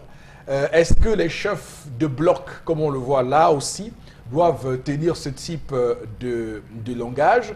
Est-ce que les cartes d'électeurs, les numéros, pas les cartes, les numéros de cartes d'électeurs qu'on reçoit pour faire campagne, c'est à quel titre qu'on reçoit un numéro de carte d'électeur? Je veux dire, à un moment donné, c'est assez gros. Alors, on a tenté de contacter cette dame, la présidente de cette section RDPC, Sanaga Maritime Centre 1, Madame Marinette Yetna, qui nous a dit qu'en fait cela rentre dans le cadre d'une circulaire de leur président national qui leur a demandé de faire du porte-à-porte, de faire une campagne scientifique et que ça ne servait à rien d'aller faire campagne auprès de personnes qui ne sont pas inscrites sur les électorats. Donc, vous comprenez quand même que cette démarche a été un peu alambiquée. Je lui ai dit, est-ce qu'il est important que vous veniez réagir officiellement à l'écran? Et elle m'a répondu sèchement, si vous ne voulez pas d'être satisfait, allez porter plainte à qui vous voulez. Bon, là, je laisse passer ça. Bon, Bengal, qu'est-ce que vous pensez de cette affaire? 3 choses fondamentales. La première, vous l'avez dit, scientifique. C'est là où je ne suis pas d'accord avec mon ami Elimbi Lobé, qui cherche toujours à montrer que scientifiquement, le RDPC et son candidat vont gagner. Quelle science qui peut démontrer le faux? Quand les prémices sont fausses, vous allez montrer quoi scientifiquement? Rien du tout. Deuxième chose, ici, le RDPC, à travers la présidente de cette section Sanaga Maritime Centre 1, montre comment les techniques de fraude se mettent en place et viennent maintenant conforter l'idée que on peut battre Paul Biya même avec 10 candidats. Si l'élection est transparente et juste, on peut battre le candidat du RDPC. Et c'est pour cette raison qu'on veut manipuler l'opinion en leur disant non, comme l'opposition n'est pas unie, on ne peut pas battre. La troisième chose, c'est la collusion incestueuse entre le RDPC et l'ECAM. Et cette, j'allais dire, cette pratique de trucage des élections vient du haut, d'en haut. Vous vous souvenez, dernièrement, on nous disait, le SDF a dit qu'il y avait un centre de vote au Palais de l'Unité. Et est-ce que le chef de l'État, président du RDPC, président national président du Cameroun, président du RDPC, lui, il quitte le Palais de l'Unité pour venir voter hors du palais? Pourquoi n'est-il pas inscrit là-bas?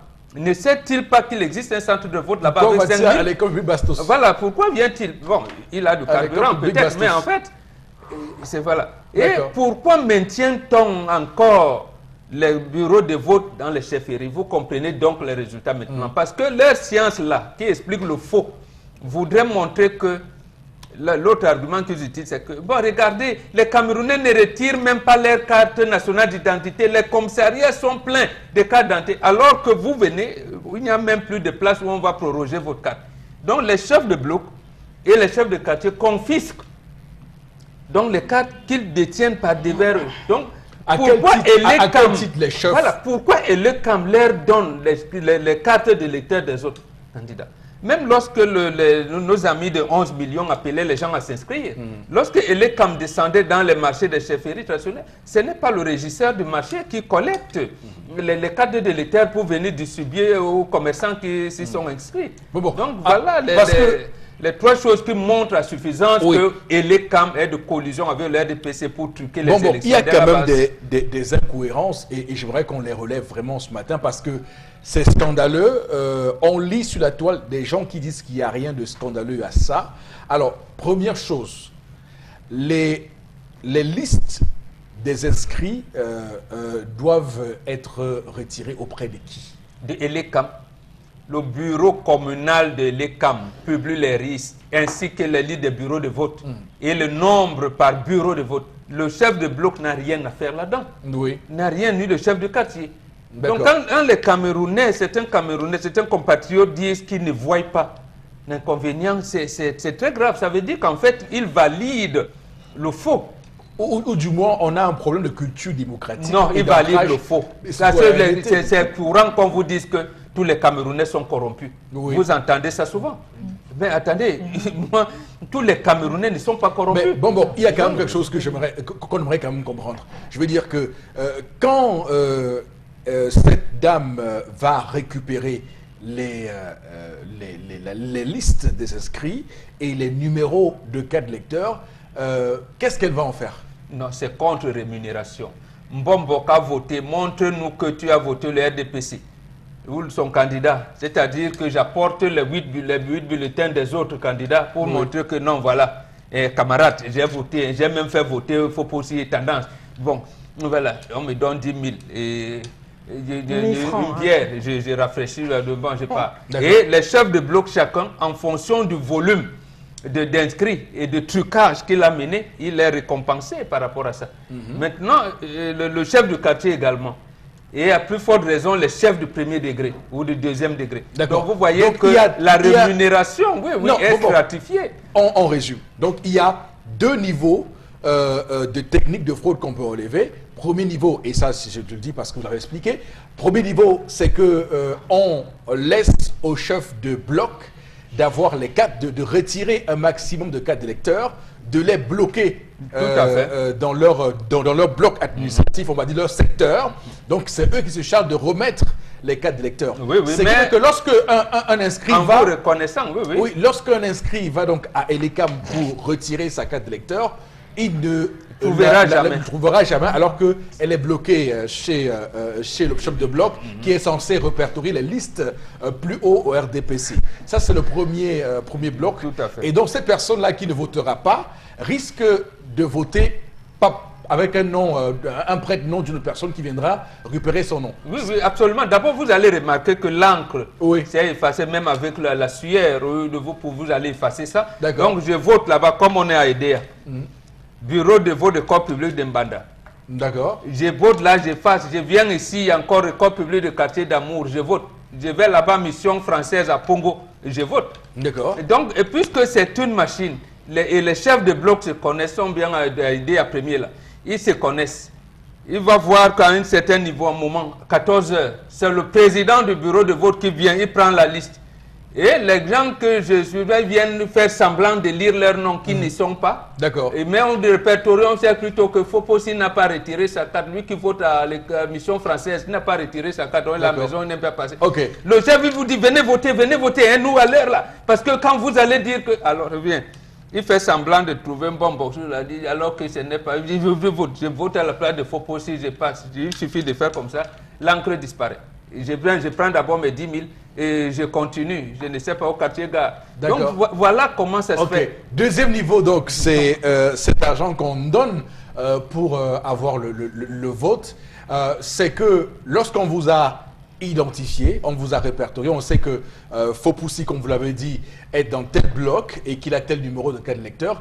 À la fin et on du vote, s'assure que Foposi n'a pas eu sa carte d'électeur. Non, je prends le... Et voilà, tout à fait. Et on sait que Foposi, il est tellement courroucé, il refuse même de venir voter avec la carte nationale d'identité parce qu'il pense qu'on va le traiter de fraudeur, alors que c'est lui qui n'est pas fraudeur. D'accord. Donc il reste à la maison, on fait voter quelqu'un d'autre à la place de Foposi. D'accord. Et donc il y a ces gens-là, quand vous sortez du bureau de vote, on vous demande quels sont vos bulletins. Voilà. Si vous avez des bulletins, on regarde si des 9 bulletins, le bulletin qui n'est pas dans votre main est celui, bien sûr, de Paul Biya. Tout à fait. Et celui qui vous remet les 10 000, il conserve les 8, hein, parce que vous pouvez arrêter de donner ça à quelqu'un d'autre qui viendra présenter les mêmes. Donc il conserve. Et il a les listes et il marque là. Bon, il a plus ses 10 000, plus une bière. Voilà. Donc c'est pour ça qu'on refuse le bulletin unique. C'est pour ça qu'on refuse le bulletin unique. Oui, d'accord, ok. Et même la bio, quand vous entendez parler de carte biométrique, c'est-à-dire que Foposi, puisque la carte porte ton empreinte digitale, je ne peux pas venir voter Foposi et mettre là, ça va refuser.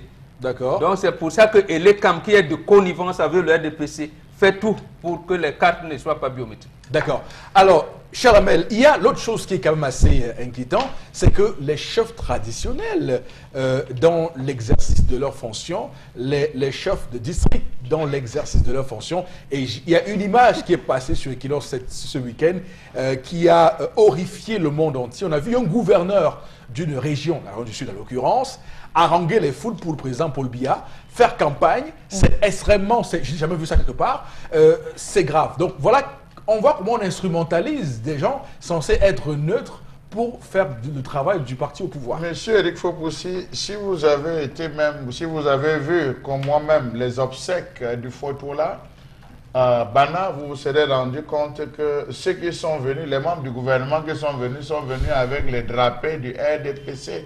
Au lieu de rendre hommage à quelqu'un, ils sont venus plutôt faire leur campagne. Si vous avez écouté la majeure partie du discours, pour façon de dire qu'ils n'ont plus honte. J'aimerais bien qu'on regarde M. Eric Fopoussi. Voici le document, une copie de ce document.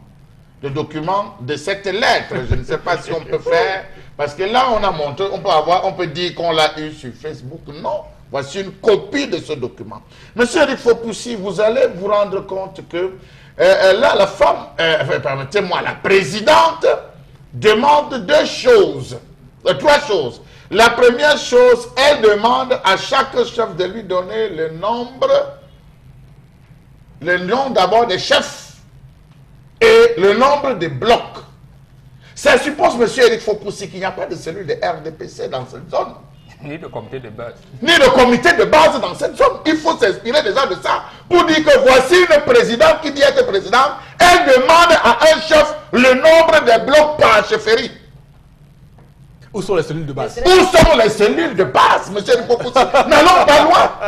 Où sont les cellules de base? Elle continue en disant, elle veut les noms des chefs de bloc et leur numéro de téléphone.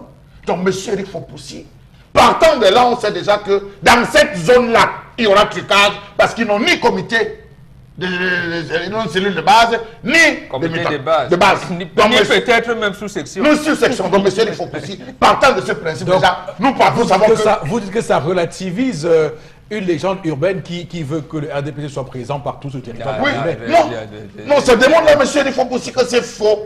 Ouais. C'est archi faux. Donc, cette présidente est une présidente aérienne. Elle aurait pu s'adresser plutôt à ses chefs de cellules de base, Absolument. Voilà, à ses présidents de à ses cellules de base, au comité de base, tout ça, oui. Que de revenir au chef traditionnel. Oui. Voilà d'ailleurs le premier point qui démontre qu'à ce niveau, tous les autres membres, tous les autres leaders de partis devraient y s'offusquer et Jean Kouette devait la démettre.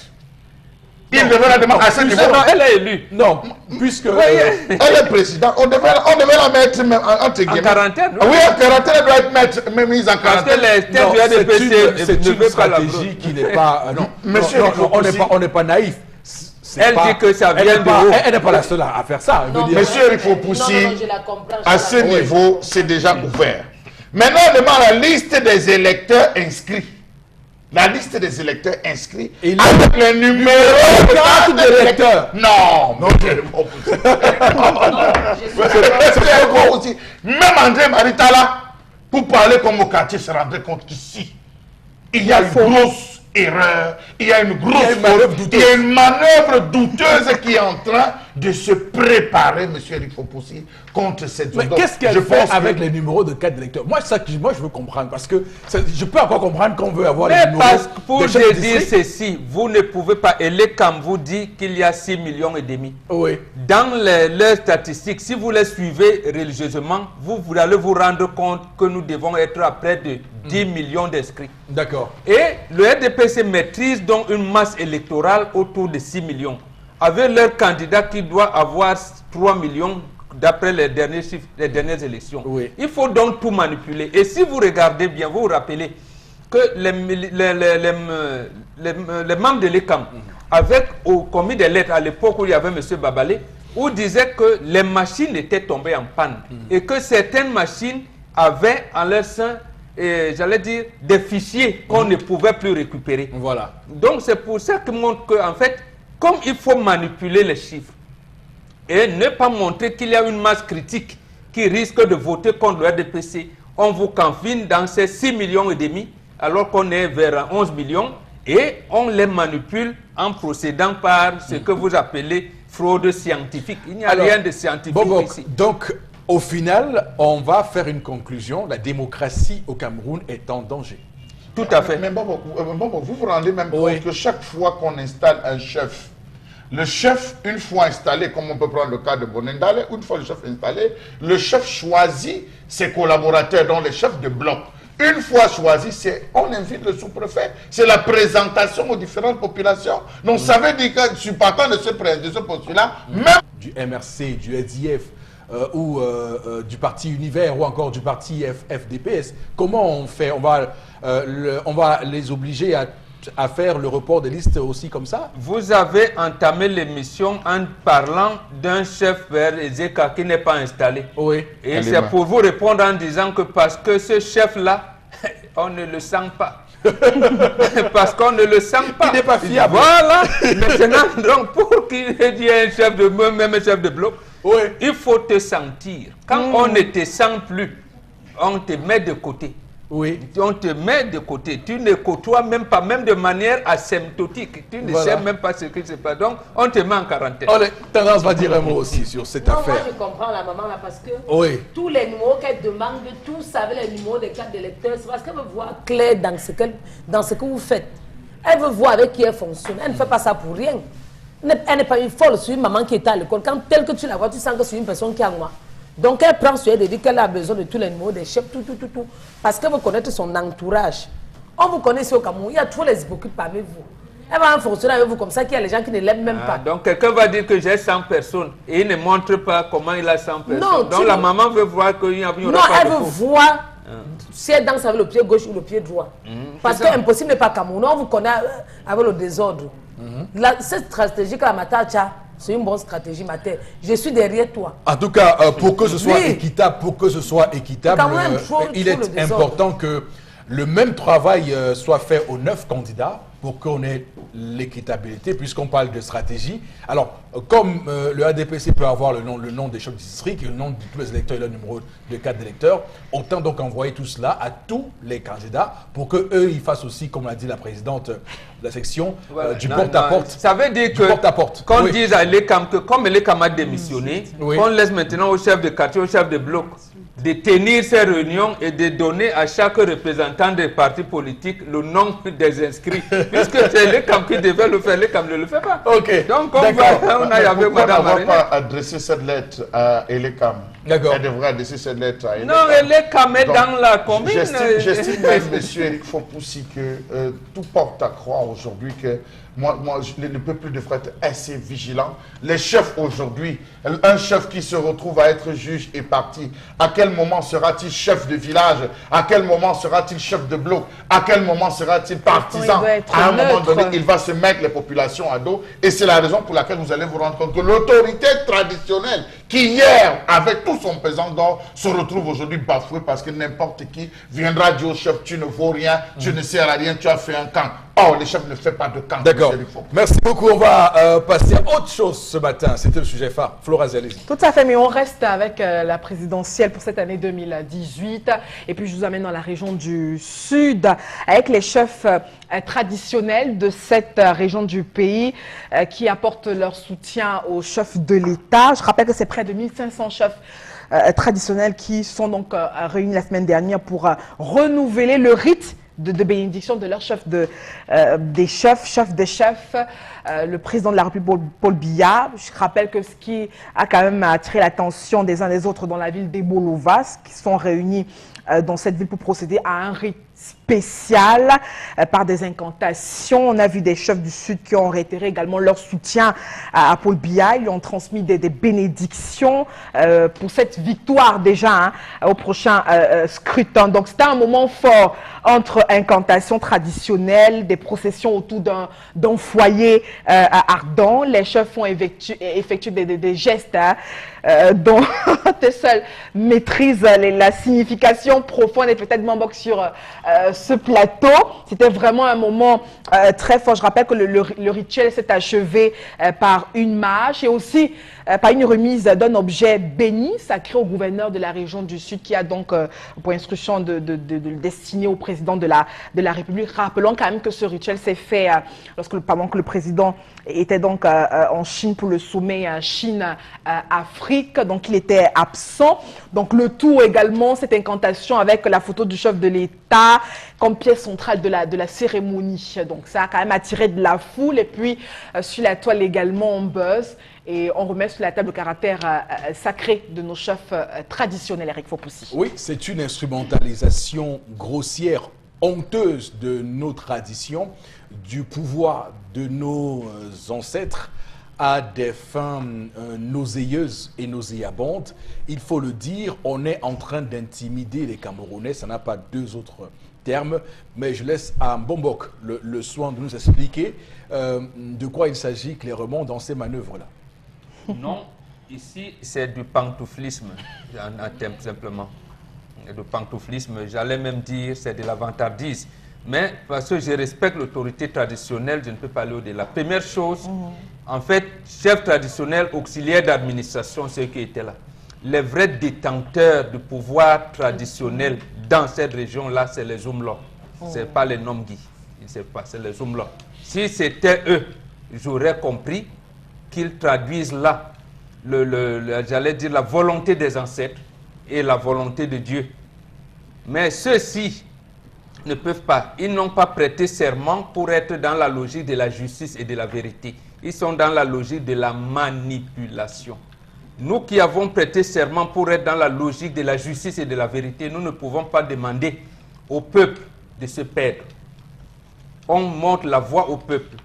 Je prends seulement une petite citation, je termine par là. Lorsque le chef de l'État lui-même, parce que vous parlez tout à l'heure du libéralisme communautaire, donne des orientations qu'il ne suit pas.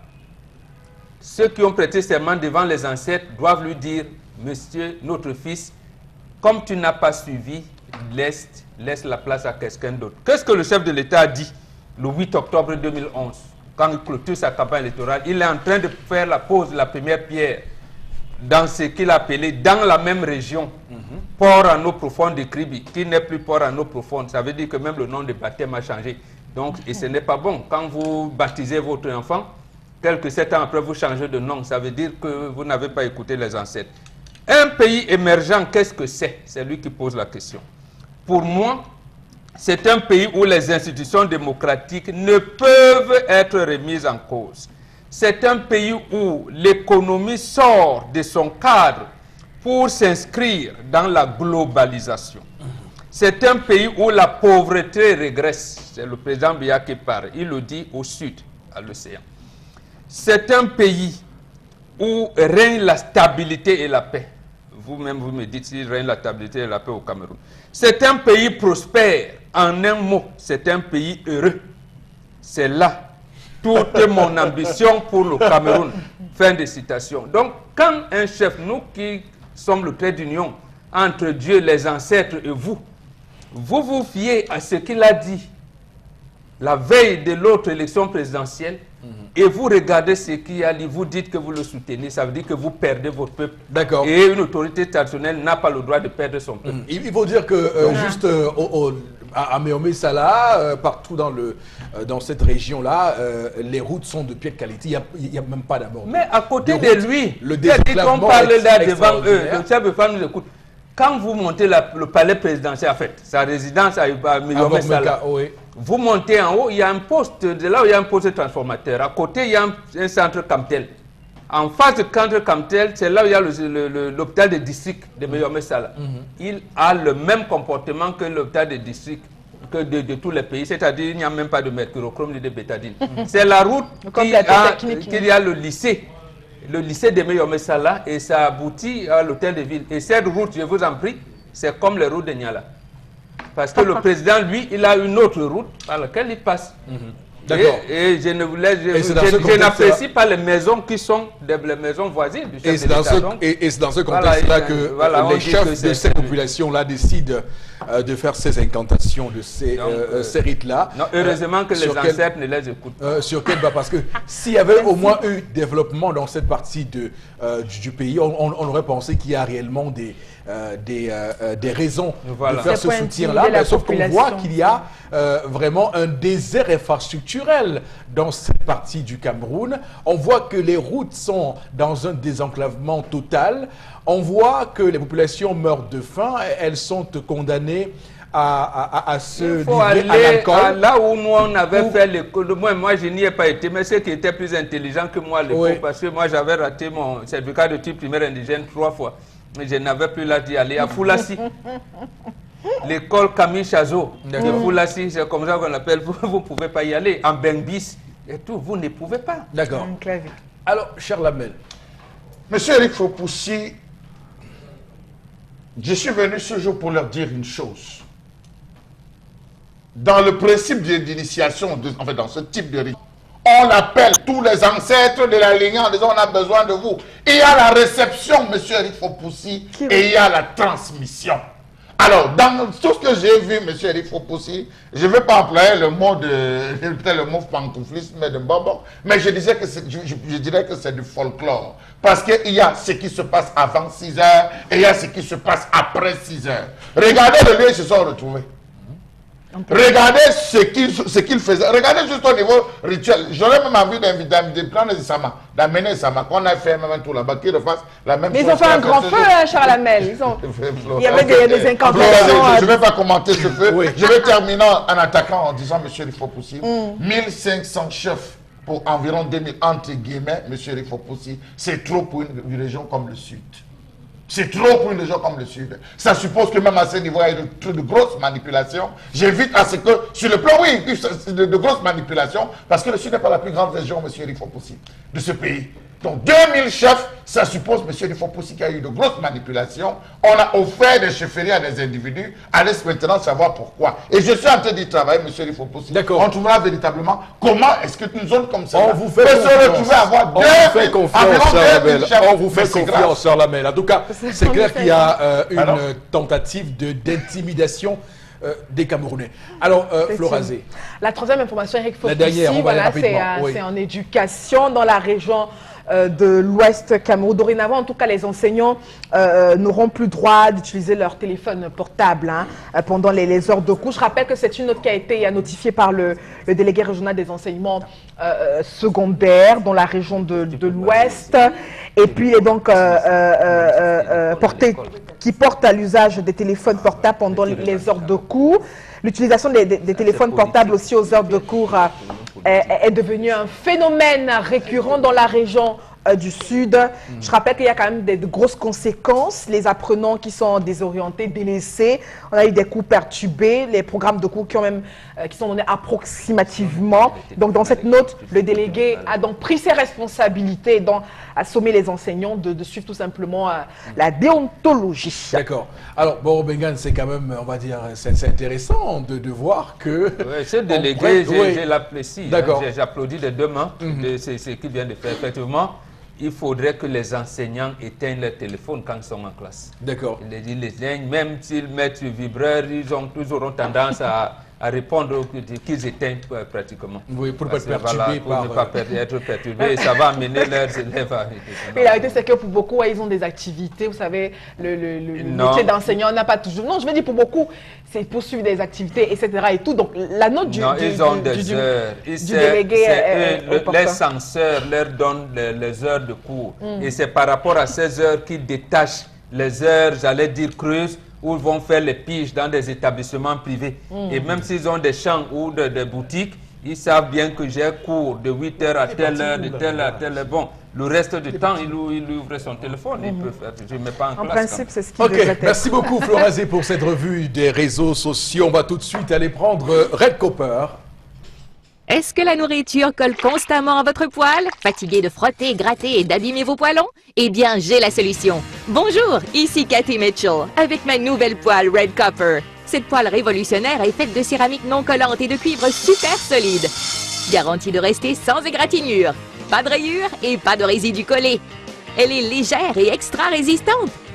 Elle ne s'égratigne pas et elle ne s'effrite pas dans votre repas. Regardez, des biscuits trempés dans le sucre à la cannelle et glacés de caramel collant. Mettez au four. Red Copper va au four avec sa poignée qui résiste jusqu'à 500 degrés Fahrenheit. Et le tout glisse tout seul. Miam! Cuisine et santé. Des lanières de poulet presque sans gras et presque sans huile. Red Copper utilise un cuivre pur à 100%, si durable que vous pouvez couper du beefsteak et des oignons pour un sandwich au steak et fromage fondant. Rien ne colle. Battez-y les œufs sans bol à mélanger. Vous gagnerez du temps. La poêle Red Copper est sans PFOA ni PTFE. Elle est sécuritaire pour vous et votre famille. Flambez vos desserts, grillez du poisson ou faites cuire un poulet au parmesan. Tout glisse facilement. Même le sucre caramélisé ne colle pas. Versez sur des arachides pour une délicieuse gâterie. Vous aurez toujours une poêle propre. Fouetter, cuire, frire et même retourner. C'est vraiment la poêle la plus polyvalente sur le marché. Et en plus, elle va au lave-vaisselle. Retour sur le plateau et on a Consti Lamine. Bonjour et bienvenue Consti. Oui, bonjour Eric, bonjour à nos nombreux téléspectateurs et surtout bonjour à tous les clients du concept Salaka. À ces clients, je leur dis merci parce que grâce à vous, le concept Salaka aujourd'hui a pris le cœur des Camerounais, a pris le cœur des Gabonais, a pris le cœur des Centrafricains, a pris le cœur des Tchadiens pour dire tout simplement qu'aujourd'hui, le concept Salaka a pris le cœur de tous les téléspectateurs d'Equinox Télévision grâce à la qualité des produits que nous vendons, grâce au meilleur prix et surtout grâce aux engagements que nous prenons vis-à-vis de nos clients. Et ce matin, je ne saurais continuer ma conversation commerciale sans toutefois remercier un monsieur qui fait des achats énormes du côté bien sûr du concept Salaka. C'est bien entendu le grand Pita du côté bien sûr d'Aqua. Et à côté de ce monsieur, un autre grand client, bien entendu, monsieur Ferry Design. Tous des grands clients du concept Salaka. Et c'est l'occasion pour moi ici de dire merci au grand Pita et surtout merci à monsieur Ferry Design. Alors tout de suite, la suite nous conduit tout de suite à la vente de ce matin. Il est question de vendre des poêles. Il est question de vendre super gants. Il est question bien sûr de vendre des articles de qualité. Et parlant bien sûr de la qualité, je rappelle que la poêle Red Copper se présente aujourd'hui comme la meilleure poêle sur le marché camerounais, de par son design, de par sa solidité et surtout de par sa rapidité au niveau de la cuisine. C'est la seule poêle qui vous permet de faire des omelettes en 30 secondes. Oui, dès que vous la posez au feu, une fois qu'elle a chauffé, bien entendu, mettez tout simplement de l'œuf à l'intérieur. 30 secondes après, vous retirez votre omelette et on peut manger. C'est donc rapide, c'est précieux, c'est très très nyanga. Raison pour laquelle je permettrai aujourd'hui encore à tous les téléspectateurs de pouvoir l'acheter au prix de 14 000 francs. Une poêle neuve, une poêle solide, une poêle qui est dans son emballage avec garantie. Vous l'avez à 14 000 francs du côté bien sûr du magasin 1001 tapis. Pourquoi devrait-on encore acheter des poêles à la brocante? Oui, permettez-moi de le dire. Pourquoi est-ce qu'on doit encore acheter n'importe quel genre de poêle alors que le concept Salaka est là pour vous permettre d'acheter des poêles de qualité supérieure, des poêles jamais utilisées, des poêles neuves, des poêles qui sont dotées d'une garantie? Ah ben oui, vous les avez donc à 14 000 francs du côté bien sûr du magasin 1001 tapis. À côté bien sûr de la poêle Red Copper, on a bien entendu la magnifique paire de gants, les gants de cuisine, les gants qui vous permettent de sécuriser vos doigts. Ces super gants, comme son nom l'indique d'ailleurs, c'est des gants de qualité supérieure, faits à base de silicone. Oui, ça permet de sécuriser vos doigts pendant la cuisine. Vous les avez à 5 000 francs seulement. À côté bien sûr, c'est-à-dire de la poêle et bien entendu des super gants. Tous ceux qui ont besoin de deux produits, notamment la paire de gants et Red Copper, débourseront la somme de 16 500 francs. Et bien pour tous ceux qui vont commander dès à présent, que ce soit l'ensemble de ces deux produits, vous débourserez la somme de 16 500 francs seulement. Alors chers téléspectateurs, quel que soit vous êtes à Garoua, à Maroua, en Gandéré, au Gabon, n'hésitez surtout pas d'appeler dès à présent à nos numéros de téléphone et de passer votre commande. C'est des poêles de qualité supérieure. Elles sont rapides, elles sont solides, elles sont nyanga. Donc moto tenye sengaleba tatan. Ou à pour la tête poêle Red Copper, ou à pour la tête super gant. Belende tatan concept Salaka. Ou allez une poignée boham. Maintenant il y a peña. Il y a une salle et dit ouais, il y a des boucatés 14 000 boucatés. Ou allez faire super gant. Le colotanu. Motonia poulet, super gant, na poêle Red Copper, ou à débourser nous 16 500 francs. Donc, chers téléspectateurs, n'hésitez surtout pas à acheter ces biens, mais acheter au concept Salaka, c'est encore mieux. Ensemble de la poêle et des gants, 16 500 Merci francs. beaucoup, Du magasin, c'était un plaisir. On va tout de suite, madame, messieurs, parler interpellation avec le contenu du document de Cédric Chouna ce matin.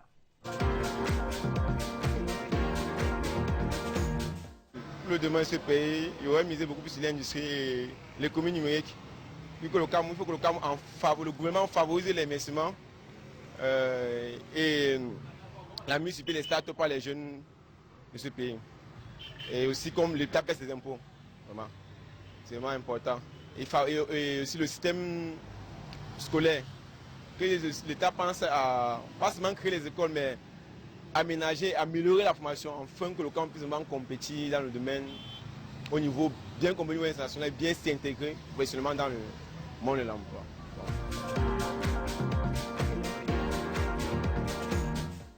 Voilà, le compatriote qui a évoqué le numérique. Je voudrais dire que dans la réédition du livre pour le livre communautaire, il y a évidemment le numérique qui a été apporté en ajout par rapport à celui de 87. 87, cher Lamel. Donc, c'est dire. Vous, Robingan, qu'est-ce que vous avez à dire sur l'interpellation ce matin de ce compatriote? Il rêve, c'est bon, c'est bien pour un jeune de rêver, mais c'est davantage mieux pour ce jeune-là de se rendre compte que les gens qui empêchent le numérique, qui empêchent l'industrialisation du pays, sont là, il faut les enlever pour tenter d'autres. Parce qu'il ne faut pas se leurrer. Comment vous pouvez vous lancer dans l'industrialisation d'un pays si vous ne maîtrisez pas l'énergie de ce pays? Et qu'à ce moment, on a créé les barrages et l'électricité est en train j'allais dire, de se gâter là-bas. Parce qu'on a oublié de raccorder cette électricité-là avec le réseau national. Voilà. Mais vous oubliez aussi quelque chose. Le directeur Koto Emana dit qu'il va ouvrir les succursales en Brésil, au Brésil et au Nigeria. Voilà, à la fille, tellement le haut débit. D'abord, le gouvernement n'arrive pas à payer. Non, le gouvernement camerounais n'arrive pas à payer ses factures d'eau et ses factures d'électricité. Parce que l'énergie appartient au privé. Si le privé vous coupe l'énergie, y compris dans les centres militaires. Je suis d'accord avec vous. Je vous dis que... Merci. Merci beaucoup. Est-ce que le PCA de Camtel a changé depuis? Non, il est toujours là. De toutes les manières, il a dit au Sénat que vous pouvez m'enlever. Mais c'est lui qui doit enlever, qui a le pouvoir de l'enlever, il ne l'a pas encore enlevé. Voilà. Donc, dans tous les cas, espérons que le Nigeria va recevoir du vrai haut débit. D'accord. Le Brésil. Pendant que le Cameroun cherche encore. Merci beaucoup. On va retrouver Constilamine une fois de plus pour nous parler du Vombio Oméga 3, mais également du Vombio Lotion, hein, parce que désormais le Vombio se décline en deux produits et ces deux produits-là sont donc commercialisés au Cameroun à travers le concept Salaka de Constilamine. Rebonjour Consti.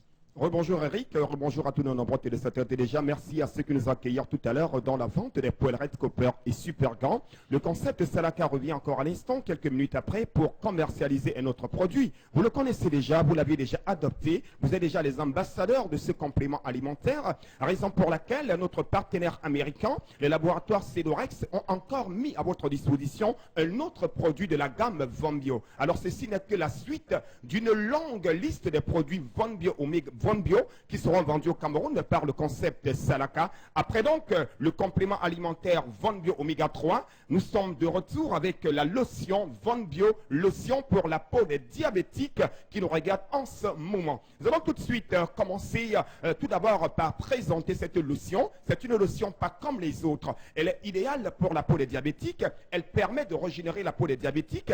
Elle permet de nourrir la peau des diabétiques. Elle permet également de protéger la peau des diabétiques. Vous l'avez donc au magasin 1001 tapis grâce au concept Salaka au prix de 6500 francs seulement. Et comme il est d'habitude, les premières personnes, parce que c'est le lancement de cette lotion au Cameroun, les premières personnes à commander la lotion Vombio auront l'occasion de l'acheter à 6000 francs à travers les numéros qui vont s'afficher tout à l'heure au bas de l'écran. C'est donc une lotion qui concerne tous les diabétiques qui me regardent en ce moment. Plus besoin d'utiliser n'importe quelle huile de toilette.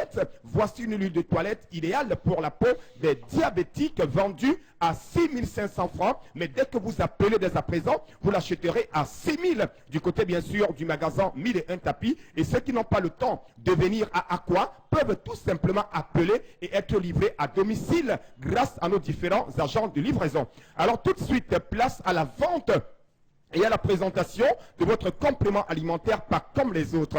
Aujourd'hui, il se présente comme le maillot jaune, comme dirait quelqu'un, le capitaine des compléments alimentaires. Le voici. Oh là là là là là là là là là.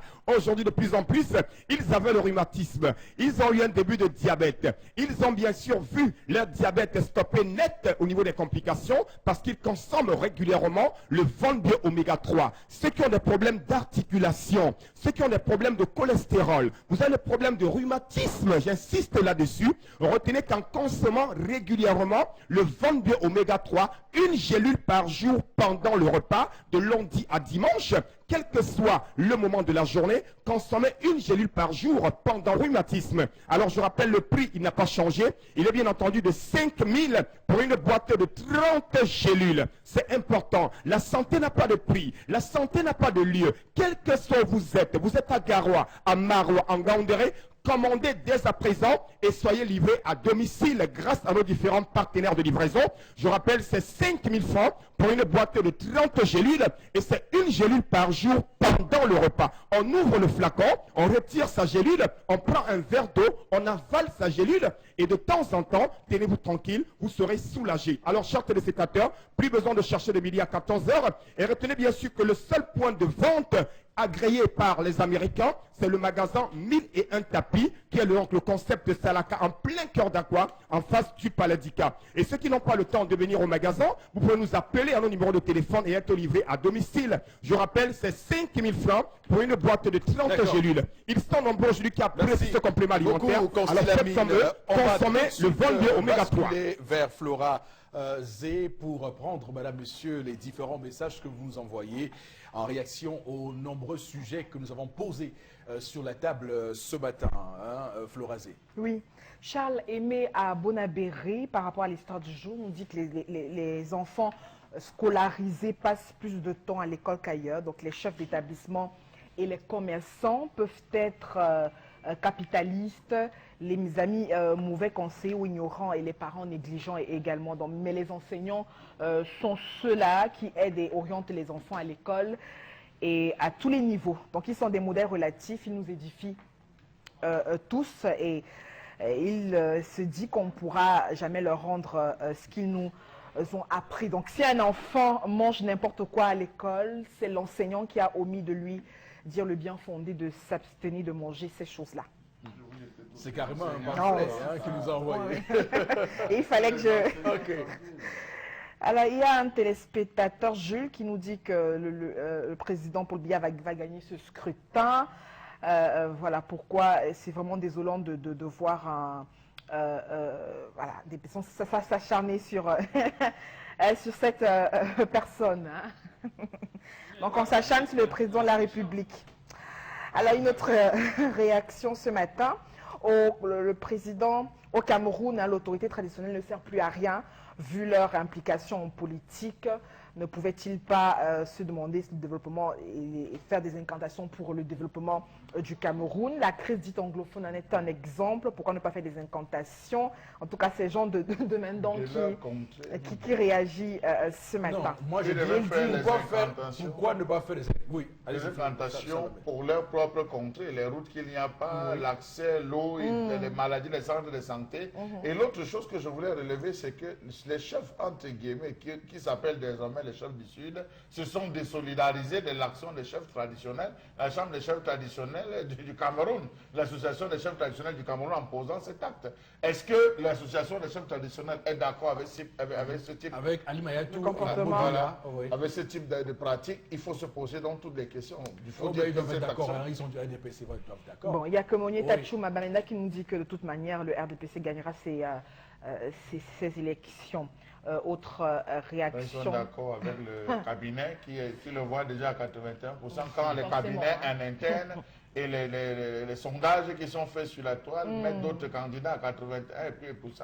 Donc vous voyez, l'un prend à l'extérieur tandis que les autres sont en train de prendre... Alors, souvenez-vous, il y a quelques semaines, on faisait mention de près de plusieurs dizaines de millions de francs CFA dépensés pour un cabinet américain. Souvenez-vous, qui va faire du lobbying au Congrès américain. Est-ce que ce lobbying-là est en train de se voir avec ce sondage douteux? Il faut dire que les sondeurs américains, on les connaît. Hein. C'est eux qui ont donné Hillary Clinton vainqueur de la dernière élection présidentielle aux États-Unis. Et on sait tous que c'est Trump qui par la suite a gagné. Donc on sait très bien quelle est la force des cabinets américains. Oui. Il y a Emmanuel Bellard qui dit que pour les chefs traditionnels, c'est vraiment honteux de voir des chefs corrompus de la sorte. C'était des vrais chefs. Donc ils allaient plutôt conseiller le président de la République de se reposer. Donc les vrais chefs, en tout cas, ne cherchent pas à être des stars comme ils l'ont fait là. D'accord.